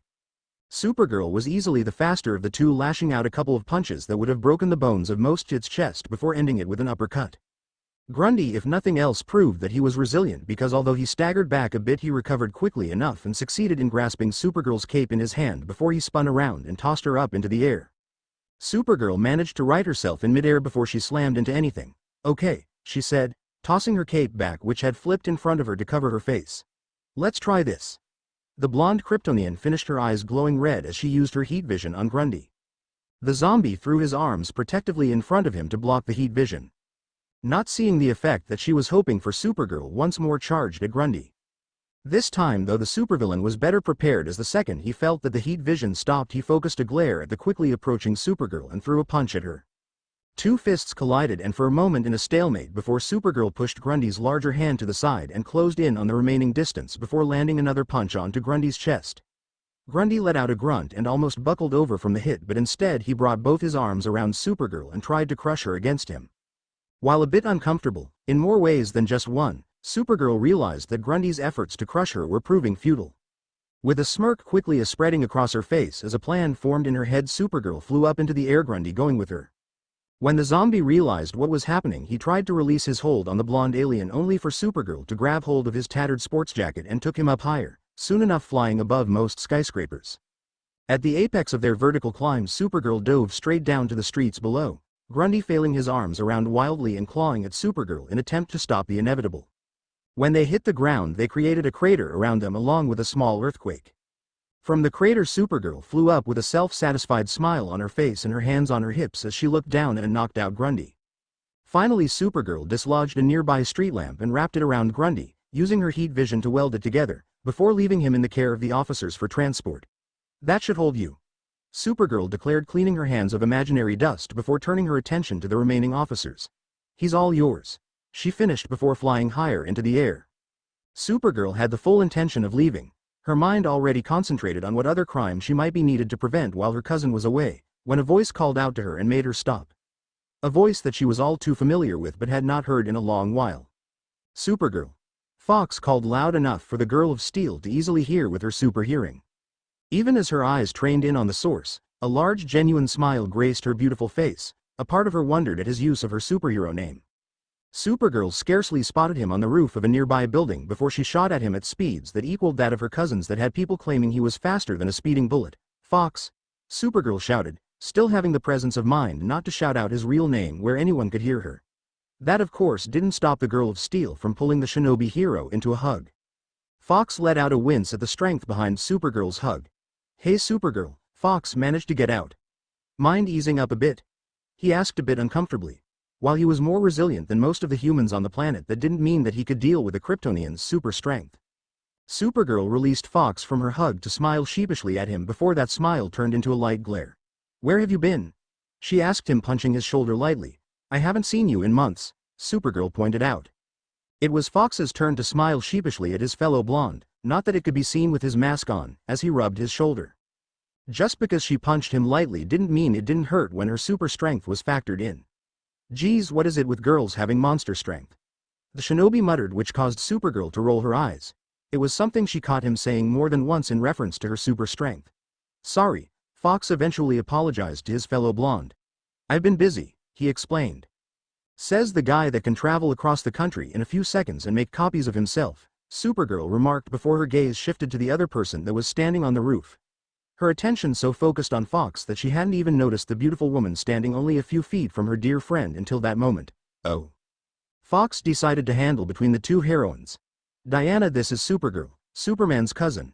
Fox started, avoiding calling her Superman's younger cousin, only to have it denied by the female Kryptonian on the grounds that she was technically the older one between her and her cousin. "Supergirl, this is Diana, or as she is being called, Wonder Woman." Supergirl cut Fox off joyfully as she held her hand out to the Amazonian princess. "It's nice to meet you." Diana blinked a couple of times in bewilderment at Supergirl's reaction before she recovered and smiled back at the younger girl. "It's nice to meet you too, Supergirl." Diana returned the greeting. "Kara, my name is Kara Zor-El, but you can call me Kara," the blonde Kryptonian said. "Then it would only be right as a sister that you should call me Diana," Wonder Woman decided. "Sister?" Kara questioned, with Fox feeling just as confused as Kara looked. Diana nodded her head before she explained herself. "We Amazons are raised with the belief that all women should be considered as our sisters," she informed them. "Okay," Kara said, still sounding a bit confused by the princess's statement before turning her attention back to Naruto. "So any particular reason you finally decided to pay me a visit?" she asked him. "Superman wanted me to help keep an eye on Metropolis while he was away," Fox told her. Kara frowned as she crossed her arms under her chest, unintentionally make them look a bit bigger, as she narrowed her eyes at Fox. "You mean you're here to babysit me?" she accused the shinobi, and with Wonder Woman. Kara finished sparing the Amazon princess another glance, taking a note of how beautiful she really was and flying closer to Naruto as a result. "Diana found me looking to see what the situation was with Green Lantern and the others," Fox claimed as he gave her an eye smile, neither denying nor acknowledging her accusation before he tried to change the subject. "How's university?" he asked her. Kara let out a huff, understanding what Naruto was doing but choosing to let it go anyway. The target of her ire would be her cousin for thinking she needed a babysitter while silently thanking him for the chance to meet up with Naruto. Even if not entirely unwanted company was included. "It's annoying," Kara stated, annoyed. "I learned everything in their math and science department back on Krypton, and I've read and memorized the material for all the other subjects. From what I understand, an education from colleges and universities are important, aren't they?" Diana questioned her. Besides combat training, Diana was also taught many lessons about the history of her people and the world in general. As a child she found those lessons boring, but as she grew older she realized how important they really were, especially when she eventually took her mother's place as Queen of the Amazons. "Yeah, but Kal-El insists on me getting the college experience and focusing on that. Really, he's just being overprotective and uneasy about me being a full-time hero," the Girl of Steel grumbled. She loved her cousin, she really did, but she didn't love how he kept such a close eye on her. Diana wondered for a moment who Kal-El was, but from the context of their conversation she could guess that Kal-El was Superman. Wanting to avoid getting further annoyed with her cousin, Kara turned her attention to something else she wanted to ask Naruto. "So, the female Kryptonian started," tucking a stray strand of hair behind her ear. "If you were here all along, how did you think I did against Grundy?" Kara asked keenly. Fox scratched the back of his head before answering honestly. "You rushed in and tried to overpower Grundy when you were easily faster than him. You might have been stronger than him, though not as strong as Supes. You shouldn't rely on your strength alone to beat your opponents, especially when I've helped you with some taijutsu." Kara. Fox reprimanded the girl lightly. "I know, I just forget about the lessons you give me sometimes in the middle of a fight," Kara said, slightly dejected. "I think she did wonderfully," Diana defended the younger heroine.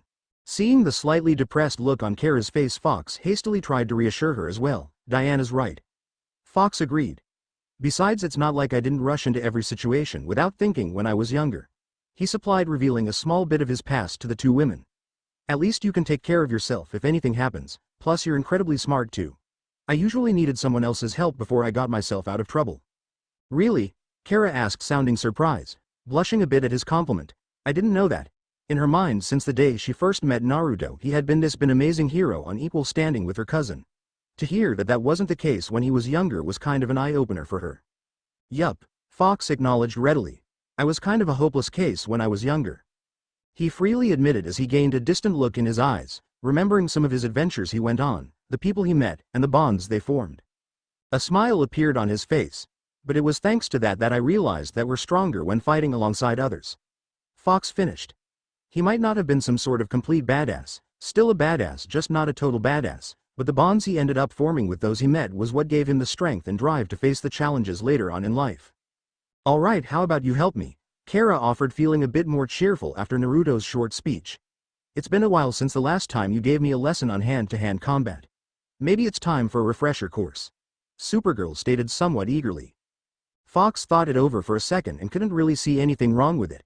There was nothing going on at the moment. Otherwise his shadow clones in Watchtower would have alerted them, so sparring with the female Kryptonian might actually be a better use of their time instead of just patrolling around the city and waiting for something to happen. "Okay," he agreed, getting the blonde girl to cheer. "And it's called taijutsu," Fox corrected her. "Whatever," Supergirl said dismissively. Fox sighed before turning his gaze to Diana. "You want to come with us?" the black-clad hero asked. Diana thought it over for a second, but in the end couldn't think of anything else to do with her time, so she eventually nodded her head. "Sure," she answered, much to the slight displeasure of Kara.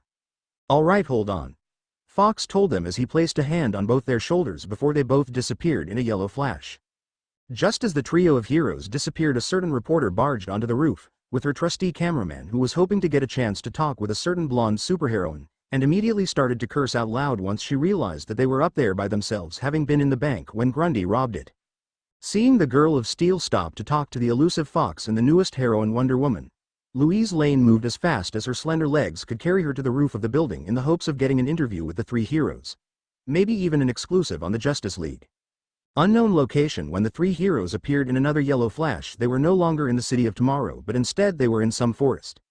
Besides trees, the heroines could see a relatively large wooden house, a giant lake which had a large orange toad lounging casually in the water, and a large open field between the house and the lake.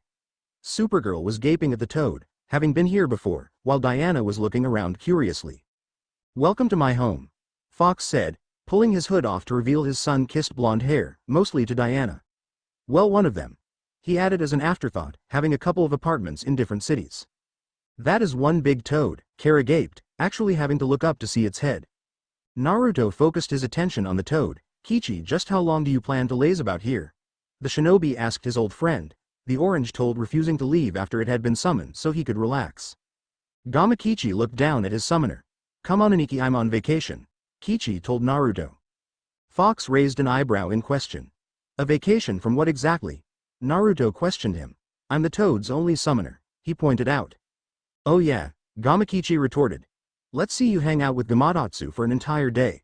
Plus Pops wants to retire soon, so he's been teaching me what it means to be the toad boss." The giant toad explained. What it wouldn't give to go back to the days that he didn't have to worry about anything and just relax all day.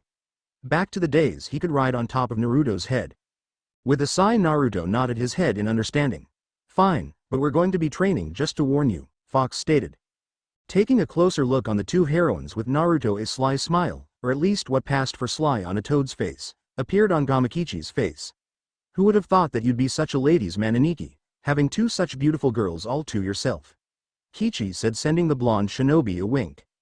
"Shut up," Fox muttered, doing his best to ignore the looks that Kara and Diana were sending his way. "So what do you think of my home, Diana?" the shinobi hero asked the Amazon princess. "It's beautiful," Diana decided, "and quite peaceful," she finished. Fox nodded his head in agreement. "That's part of the reason that I chose to live out here. It's peaceful, and with all the nature it really reminds me of home," Fox said as he led the two heroines to the open field. "How do you even afford to live out here?" Kara asked. Fox gave her a look of confusion. "I've never told you?" he asked her back. "No," Kara answered, crossing her arms. "Weird," Fox murmured. "It's how I first met Superman. I wrote a book," he explained.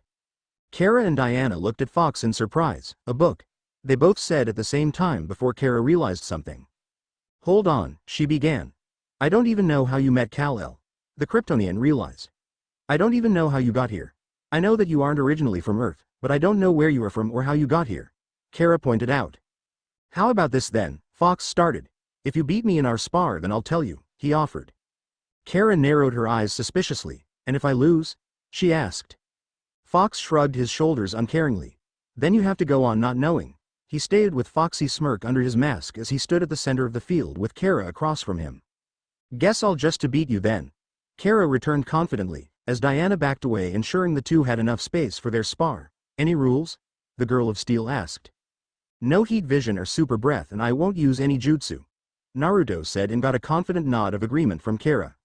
At some unsaid signal, the two blondes charged at each other, Kara not hesitating to fly just a bit above off the ground, seeing as Naruto didn't say she couldn't. Kara threw the first punch, but Fox easily dodged around it and responded with a punch of his own, having to add chakra into his limb in order for it to have any effect on the Kryptonian. Kara pushed through the bit of pain that Naruto's punch managed to cause and tried to hit him with an uppercut, only to have Fox flip backwards. Kara refused to let up and followed after Fox, delivering blows to the ground every time she missed and leaving a crater in her wake. Fox pushed off the ground and jumped over Kara. The blonde Kryptonian reacted as would be expected of someone possessing super speed and managed to spin herself around, a kick at the ready. Naruto managed to bring his guard up in time to block the kick, noting that Kara was at the very least holding back from using her full strength, seeing as the bones in his arms weren't pulverized, but could do little else as he had yet to even land back on the ground and instead was sent a few feet away. Fox managed to right it himself midair and get his feet back under him even as he slid back a few feet, kicking up dirt as he went. Naruto had a moment to appreciate his healing factor, already feeling the bones in his arms, which were either broken or had multiple fractures, healing, before Supergirl was once more on him, a confident smile adoring her beautiful features as a result of their last small confrontation. Fox took a small bit of pleasure in wiping that smirk off her face as he blitzed at her faster than what she had been expecting. With every series of blows that Fox managed to land, Supergirl grew a bit more frustrated and her attacks became a little more wild. After landing a kick to Supergirl's midsection, Fox moved back. "Calm down, Kara," Fox advised her seriously. "Stop for a second breath and remember the things I've taught you in our previous spars." "What I remember," Kara said, a bit of a growl in her voice as she took a deep breath. is that shinobi are masters of deception and that you have a bet to win, she pointed out. True, Fox agreed with a nod of his head, but I'm also your friend and this is Spar supposed to help you, the shinobi pointed out in return. With a nod in agreement, Kara closed her eyes as she took one final deep breath before snapping her eyes open. A grin spread across Naruto's face from beneath his mask, instantly sensing the change in Kara as she seemed far more focused than before. This time when Kara took to the air, she didn't charge straight at Naruto, instead choosing to go higher into the air before diving down, her fist cocked back. Realizing what Kara was attempting to do, Naruto jumped back as quickly as possible to, hopefully, get out of range. Within seconds, Kara's fist impacted with the ground, shattering the ground beneath it and a good area around her while causing a small earthquake at the same time, which Fox tried to keep himself from falling over from. Kara didn't let this small advantage go as she flew at Naruto while lashing out with a back heel kick. Fox managed to block the kick once more and this time managed to keep himself from being thrown back. Kara didn't stop there though, as she used her ability to fly to move above Fox in attempt to deliver a kick to the back of his head, which Naruto had to roll forward in order to avoid. Standing back up, Fox faced Kara. That's better, he commented. Just don't blame me when you lose our bet, Kara replied confidently. Fox had a smirk on his face as he threw a punch at Kara that was immediately deflected, and the ones that followed with her enhanced reflexes. At that point, most people would have been discouraged about their chances of winning. Most people weren't Naruto Uzumaki. He had faced insurmountable odds before and came out on top. Fighting an opponent with super enhanced abilities wasn't about to get him down. Stepping back, Fox let Kara throw a punch at him as he pumped more chakra throughout his body before he just blurred, even to Kara's eyes. He grabbed Kara's outstretched arm and threw her over his shoulder, the girl of steel stopping herself from being thrown too far away. Kara had just straightened herself out when she found Naruto's face centimeters from her own, their noses nearly touching, the close proximity surprising her, causing her eyes to widen and her cheeks to redden. Wah? Kara attempted to say, only for a single punch to cut her off and send her up into the sky. Recovering from Fox's punch, Kara looked down at Fox, trying to come up with a plan. Fox didn't give her that time as he pumped chakra into his legs and jumped into the air after her. While the two started to trade blows again, Kara took some comfort in the knowledge that she had a slight advantage over Naruto at the moment, since while the blonde shinobi could jump high into the sky, he couldn't fly. She just had to wait him out. As expected, after a few moments, Naruto began to descend back to the ground, Kara waiting a second before flying down after him. A frown appeared beneath Fox's mask as Kara grabbed him by his coat and sped up their descent towards the ground, realizing that he made a mistake similar to the one Grundy made earlier. Normally, the shinobi could have used a replacement jutsu to get him out his bind, or use one of his other jutsu to force Kara to let go of him. As it stood, no matter how much chakra he channeled into his limbs, Supergirl wasn't about to release her hold on him. Understanding a bit of pain was necessary for her to win. Before he knew it, Fox felt himself be slammed into the ground, with Kara landing on top of him as dirt was kicked up all around them. When he finally opened his eyes as the dust started to settle, Fox spotted Supergirl straddling his waist, one hand on his chest keeping him pinned down and the other pulled back ready to strike. So do you give up? Kara asked with a smirk on her face.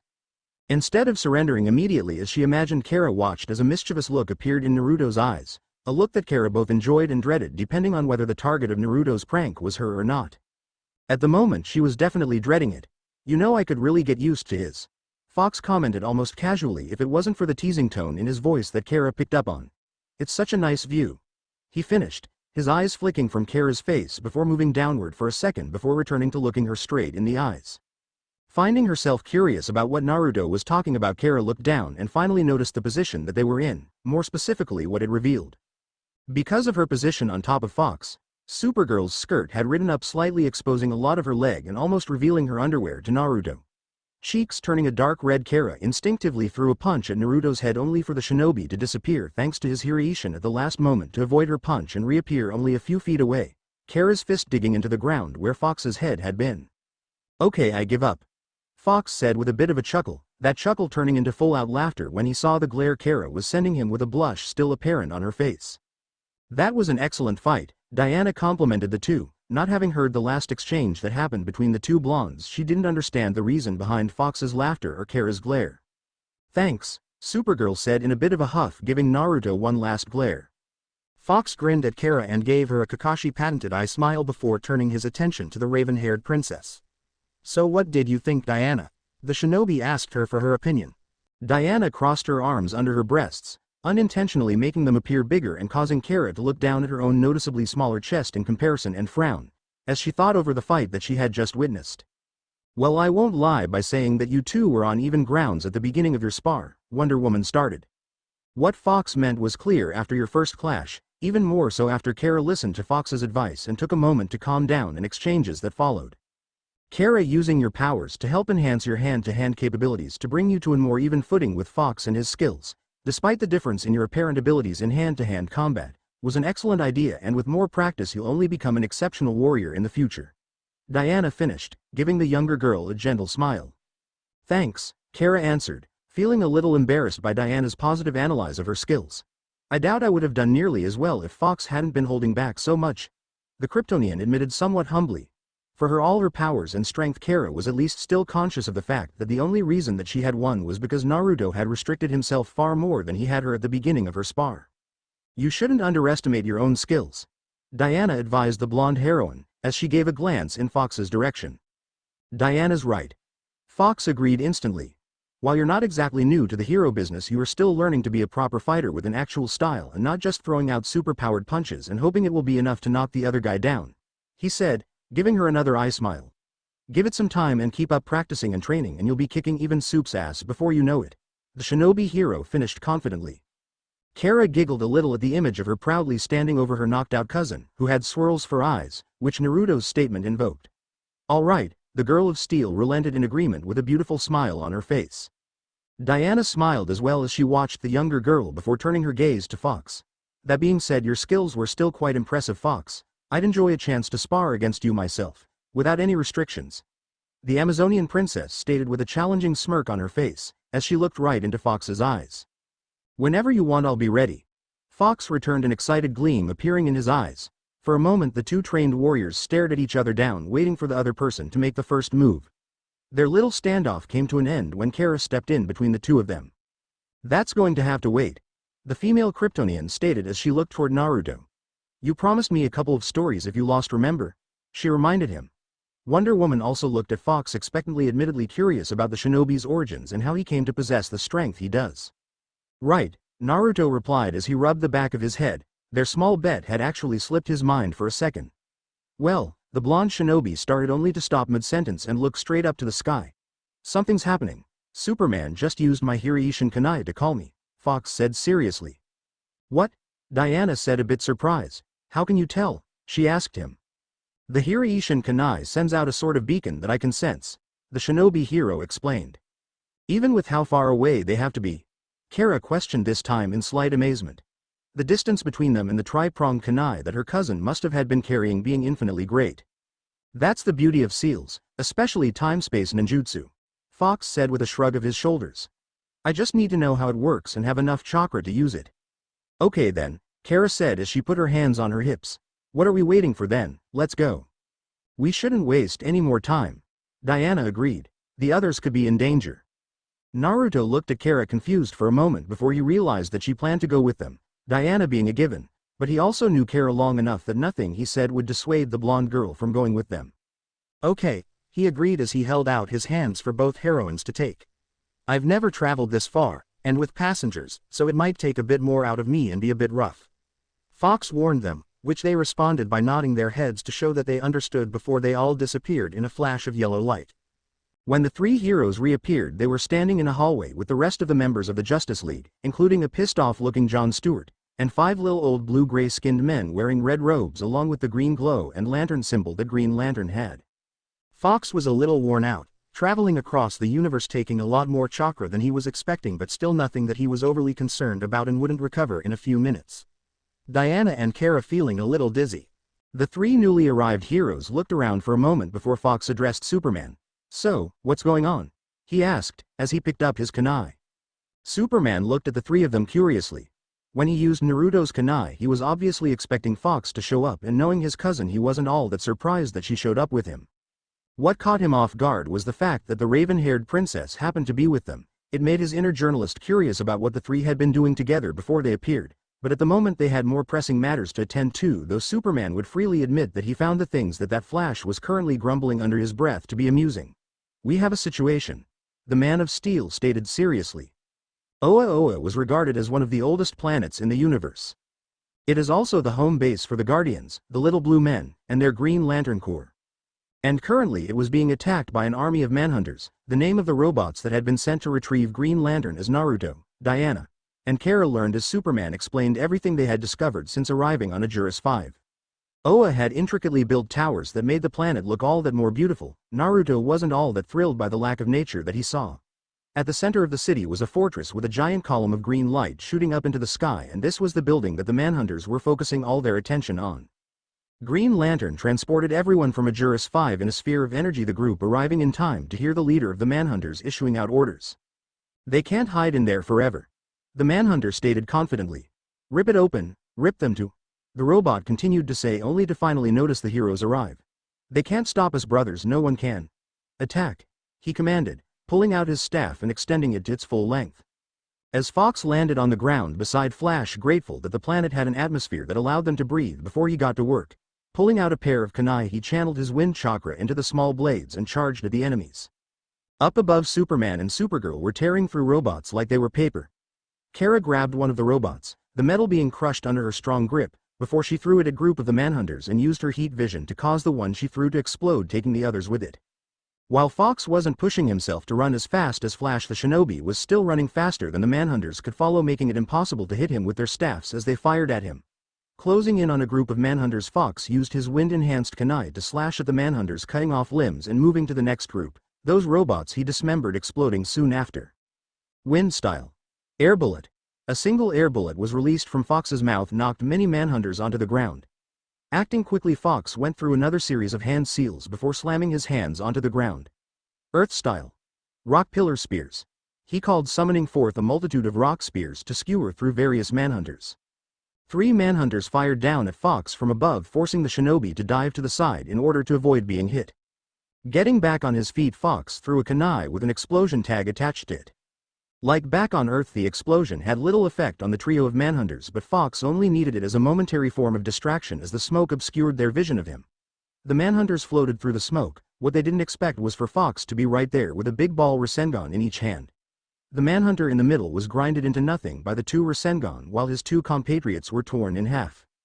As Fox landed back on the ground, and the Manhunters exploded above him, he missed the one Manhunter that was taking aim behind him. Fox only spotted the robot when it was about to fire. Luckily, he was saved when Wonder Woman's lasso went around the Manhunter's neck. With a powerful pull, Wonder Woman first slammed the Manhunter into the ground, a creator forming under it, before the raven-haired Amazon spun around, smashed the Manhunter into a few others and leaving them in a heap.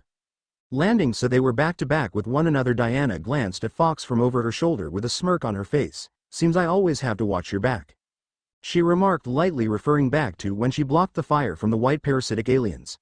A Manhunter rushed Wonder Woman, but with a single punch to its midsection, the Amazon princess caused it to drop down to its knees before a kick sent it crashing back. With the Manhunter taken care of, Diana turned around to face Fox, an action that Fox mirrored.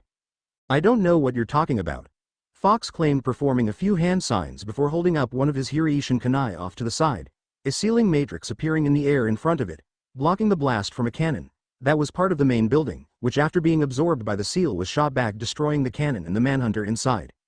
The 2 heroes smiled once more at each other before they each lunged at a Manhunter that was behind the other. Kara had taken one of the staffs from a Manhunter and was using it to drive others back.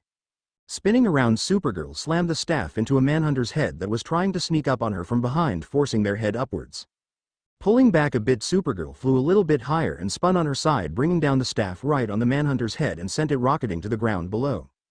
Turning around, Kara blocked the strike from another Manhunter with her own staff. They traded strikes for a moment before the blonde Kryptonian used her superior speed to get inside his guard and punched it in its chest, which caused it to go flying before slamming into the side of a building. Activating the staff's ability to use electricity to stun opponents, Kara put it at maximum output before throwing it like a javelin, sending it through multiple Manhunters.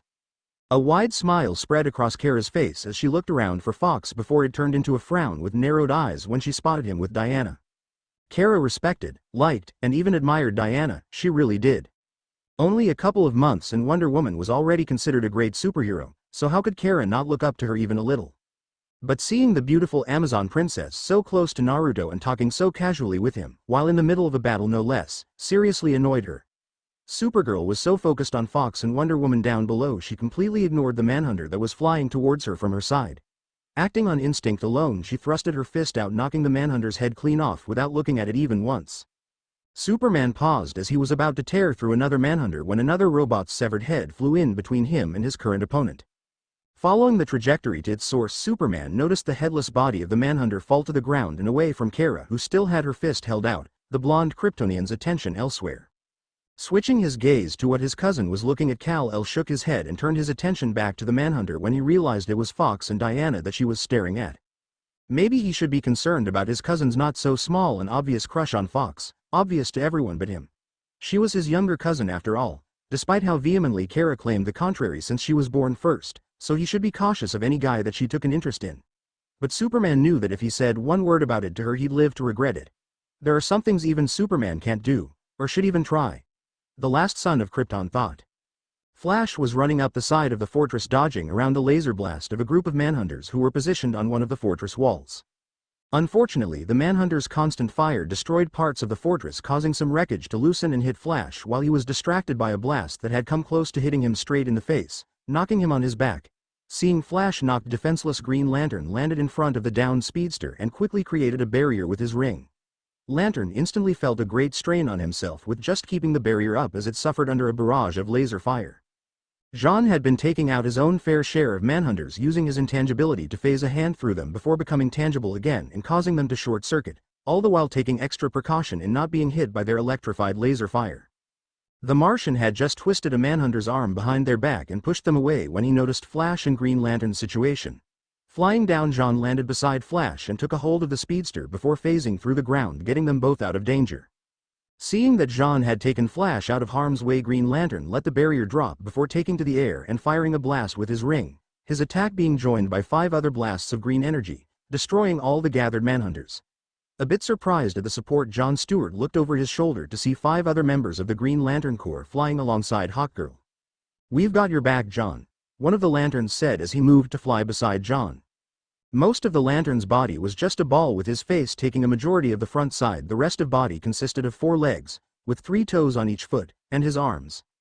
The Lantern's name was Gallius Zed, and he, along with the rest of the recently arrived Green Lanterns, with the exception of one, had been disparaging John when he first arrived on Ajuris 5, wanting nothing to do with him for the perceived slight he brought to the Green Lantern Corps. John just spared his fellow Lantern a cold glare and flew away without saying anything to Zed as he rejoined the other members of the Justice League and Kara. "Things seem to be going well," Superman commented as he took a careful look around at the reduced enemy forces. "Speak for yourself." Flash groaned, rubbing his head. "I'm going to have a killer headache for a week." Fortunately, Flash doesn't seem to have suffered any serious mental injury, John informed the others, having taken a quick look over the speedster once he had gotten him out of harm's way. "Even if he had, I doubt we would have been able to tell," Hawkgirl added. "Hey," Flash protested. "Did anyone see what happened to the Manhunter that was shouting out orders?" Fox asked, getting things back on track. Everyone exchanged glances but eventually came to the conclusion that the leader had somehow slipped by them. "Where would he have gone?" Wonder Woman asked, as she and the others looked to Green Lantern for answers. Green Lantern looked toward the building that a large number of Manhunters were still guarding. "I have a good idea," he muttered grimly. At that moment, more Manhunters showed up and started to attack the group, the 5 members of the Green Lantern Corps already moving to intercept them. "Go," Superman told John. "We'll handle them." "It'll be easy," Supergirl declared with a confident grin as she palmed her fist in her other hand. She looked at Fox and her excitement was clearly evident because of the gleam in her eye. "What do you say, Fox? Want to see who can take down more of those tin cans?" Fox returned Kara's grin with his own from beneath his mask. "You're on," he replied, and with that the two took off, becoming nothing but a couple of blurs of red and black, one flying across the sky, the other the ground. "Right," Green Lantern mumbled, seeing the 2 blondes take off before shaking his head. "I'll leave them to all of you," he finished before flying off in the direction of the towering pillar Green Energy. When Green Lantern entered the fortress through a hole that had been made in the ceiling, his eyes swept the room searching for the missing Manhunter, not being able to see it but his instincts telling him that the machine was there. The room was circular in design, with a giant green lantern at its center that was releasing the towering energy of willpower, an opening in the ceiling to allow the energy to flow out. From the shadows, the lead Manhunter snuck up behind Green Lantern before shocking him with its staff at full blast, causing Green Lantern to plummet down to the ground. Even though he felt slightly numb, Green Lantern forced himself to stand back up. "Manhunter, stop," he ordered, using his ring to trap the Manhunter in a sphere. If it could, the Manhunter would have sighed at the constant interruptions as he turned to face Green Lantern. Not till we've reclaimed what is rightfully ours, Manhunter replied coldly. Green Lantern raised an eyebrow in curiosity at the statement. Yours? He asked. The power the Guardians stole from us, the Manhunter claimed, slamming his electrified staff into the barrier. Green Lantern let out a grunt as he concentrated to keep the barrier up, but eventually had to let it fall when the Manhunter forced its staff through it enough to be able to fire at him. Taking into the air in order to avoid the laser fire, Green Lantern returned fire with his ring, only for the Manhunter to dodge the blasts. Green Lantern tried to hit the Manhunter from close range, but he ended up in a stalemate with the Manhunter, who used its staff to counter Lantern's ring. It was never yours. Green Lantern grunted out.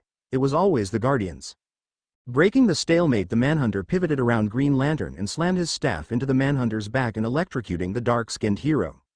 And they betrayed us, the lead Manhunter claimed as it watched Lantern fall, smoke coming off his back. Abandoned us, just like they abandoned you.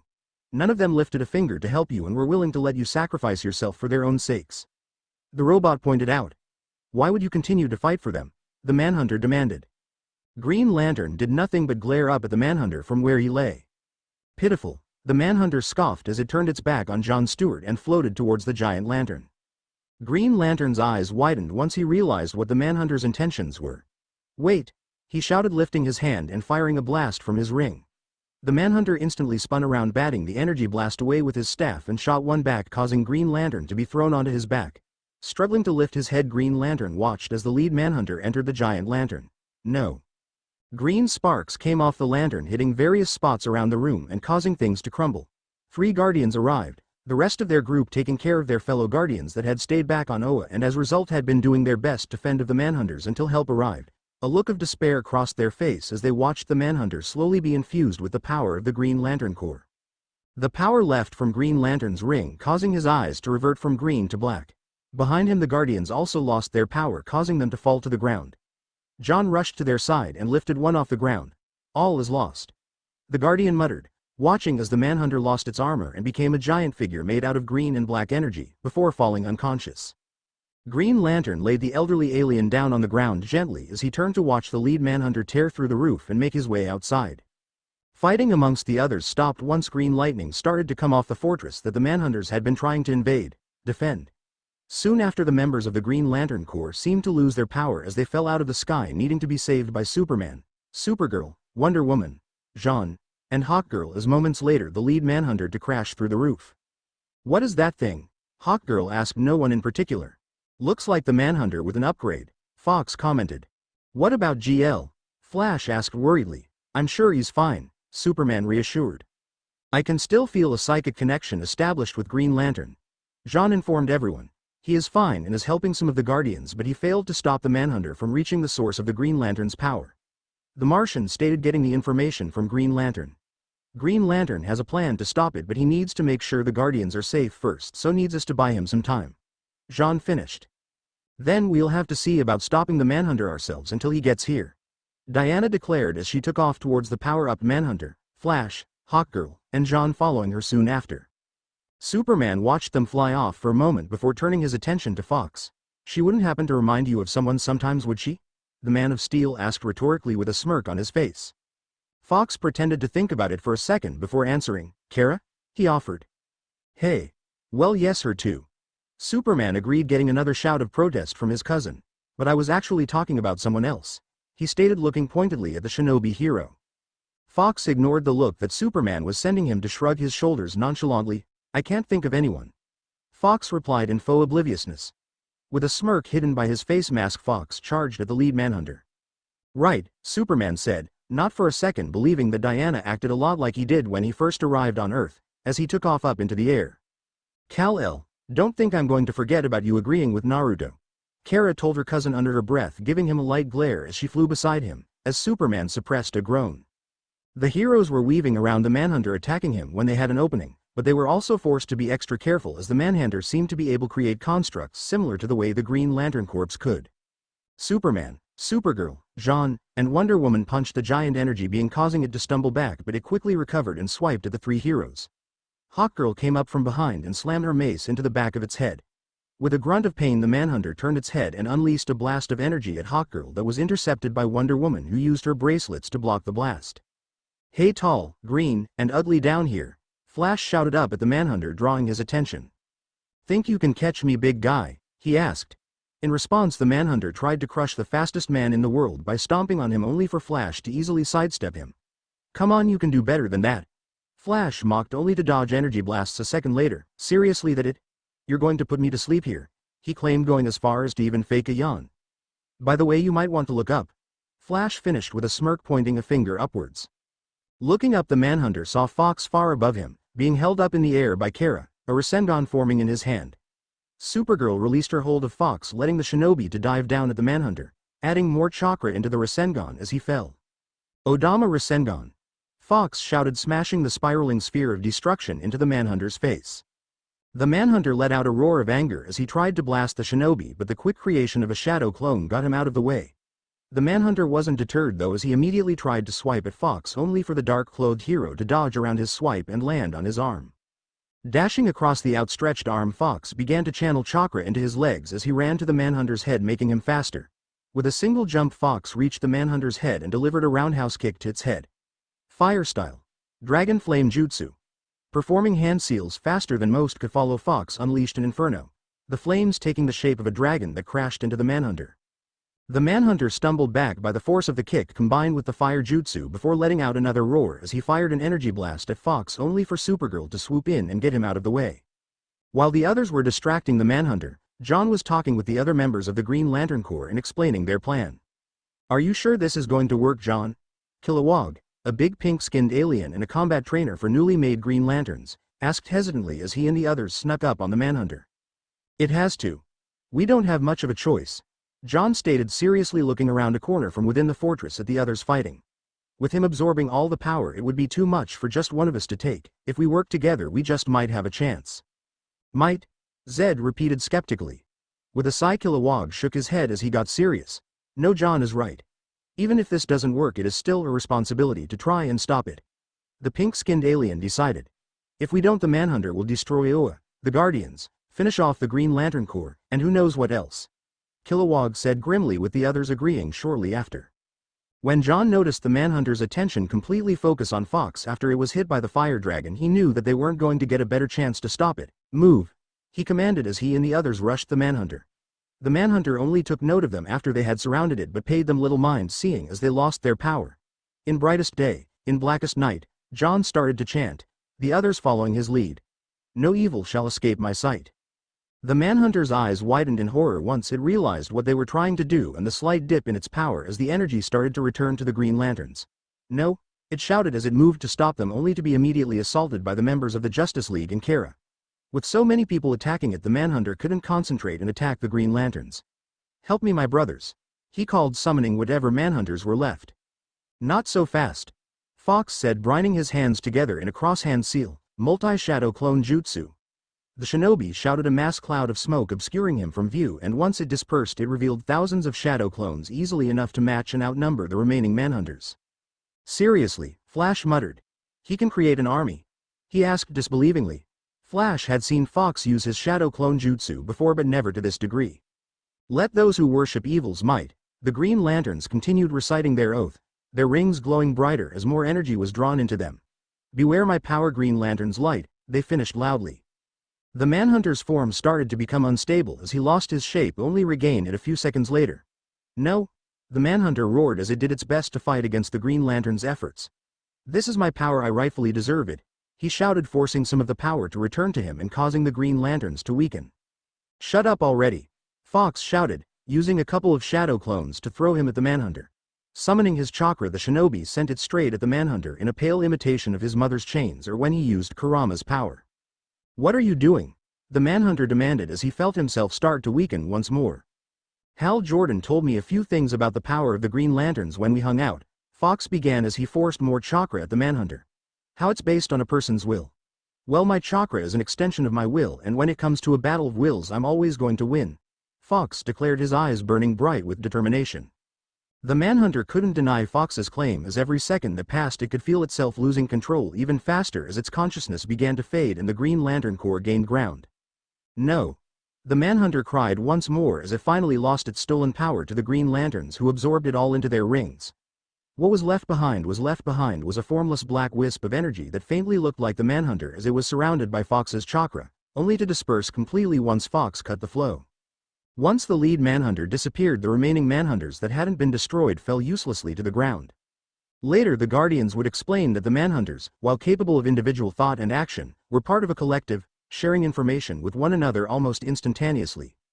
Though so there wouldn't be confusion amongst the ranks, a single Manhunter was designed to lead the rest, making any final decisions that the collection of separate thoughts came up with. In essence, a general who would lead his soldiers. With the lead Manhunter destroyed, the rest were left vulnerable, unable to do anything for themselves and shut down. So who's in charge of cleanup? Flash asked, looking around at what remained of the Manhunters. Not it, he finished quickly, raising his hand. After the Green Lanterns had returned the power they held in their individual rings to the giant lantern within the fortress, everyone gathered outside. John Stewart stood before most of the Guardians, the only ones not there to see him off, those who were still weakened from holding off the Manhunters at the beginning of battle. We chose wisely when we offered you the ring, the Guardian spokesperson said. Thank you, John Stewart. He finished as he and the others gave the Justice League member a light bow. You don't need to thank me, Green Lantern denied with a shake of his head. This was the right thing to do, and I couldn't have allowed the Manhunter to destroy everything that the Green Lantern Corps stood for, the dark-skinned hero claimed. The Guardians smiled at Green Lantern's words. Whether you believe you deserve our thanks or not, you still have it, John Stewart. The Guardian said. May you, and your companions, have a safe journey home, he said with a final smile before he and the other Guardians re-entered the fortress. Next to approach John were the other members of the Green Lantern Corps, all of them with happy expressions on their faces. Your plan worked. We would have lost today if it weren't for you, Zed said in slight admiration. I guess we should have known better when this all started. We should have believed in you. John looked at each of the Green Lantern members and could see the slightly regretful look that had taken place on their face. Despite knowing that he should just let it go and that even he thought himself guilty at the beginning, the knowledge that they, his brother in arms, had turned their backs on him when it mattered most left him with a deep sense of betrayal. Yeah, you should have, he stated somewhat coldly, only sparing Kilowog a small smile to show his appreciation for when the pink-skinned alien stood up for him in court and that convey that he didn't hold anything against him. Moving past them, Green Lantern made his way to the members of the Justice League, the people who believed in him when even he didn't. Let's go home, Lantern said, holding up the hand that held his ring. Thanks, but I have a faster ride. Fox spoke up as he placed a hand on both Kara and Diana's shoulder, ready to use the Hirishin to take them all back. We'll see you all when you get back to Earth. Hey, hold on. Flash cut in before they could leave. If you can get back to Earth so fast, why not just take us all with you? He asked. Because, Fox began. You all need to pick up the javelin, and I don't want to risk taking too many people over such a great distance, the shinobi explained. Later, he finished, giving the other an eye smile before he, Kara, and Diana disappeared in his signature yellow flash. When the trio reappeared, they were once more outside Fox's home in the woods, Gamakichi still lounging in the lake, giving a small wave when they appeared. I don't know about you two, Fox began, heading towards his home, but after that battle I could really go for some ramen, he stated before glancing at Diana. Besides, I remember promising someone a chance to try it. I'll have to admit, your talk about this ramen has me curious to try it, Diana said, sparing the shinobi a smile. Though I believe you promised me the best ramen in the world. Trust me, Fox retorted. The stuff I can make is 1,000 times better to the manufactured stuff you'll find in most of the world. He finished, leading the two heroines into his home. That's not the only thing you promised, Kara reminded the both of them. You also have to tell us how you came to Earth, she stated. Fine, Fox relented. I'll tell you as we eat the end. Thanks for watching. Also remember to subscribe and like this video. See you in the next video.